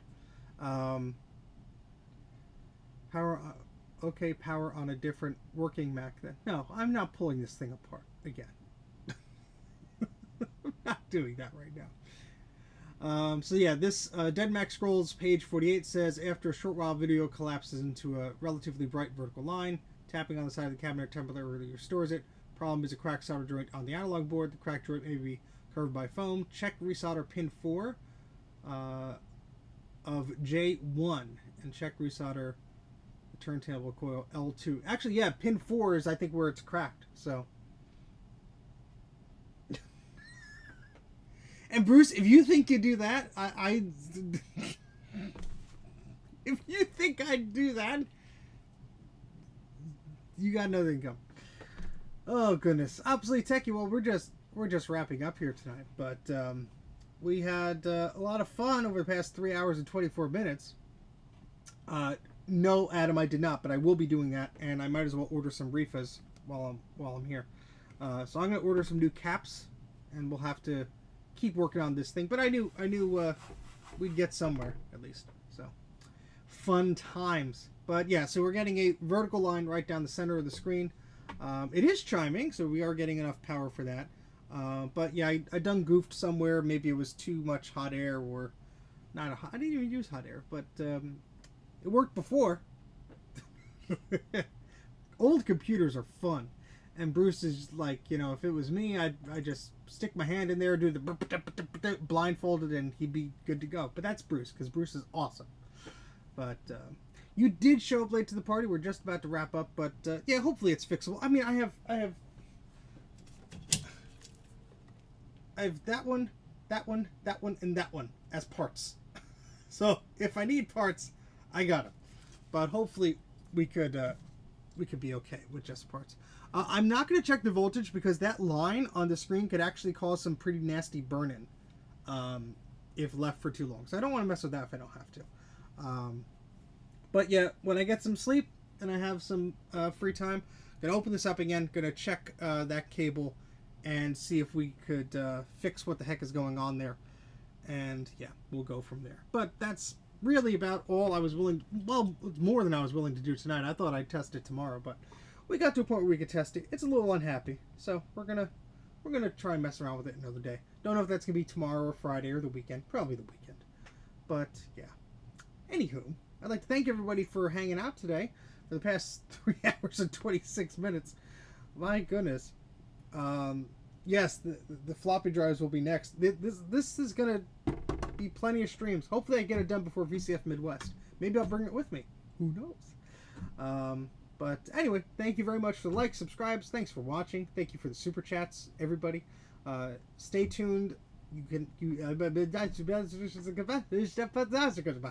If you subscribe to the channel and click the little bell dealy, you'll probably get notified maybe when I go live again. Who knows? But I always post on Twitter. Mac84 TV is my Twitter handle. So make sure you follow that if you're a Twitter person, and then you get the thing when I go live. Anyway, I'm fading fast. Everyone's giggling at me. I'm giggling at myself. Thank you very much for watching. Take care, and I'll see you soon. Bye.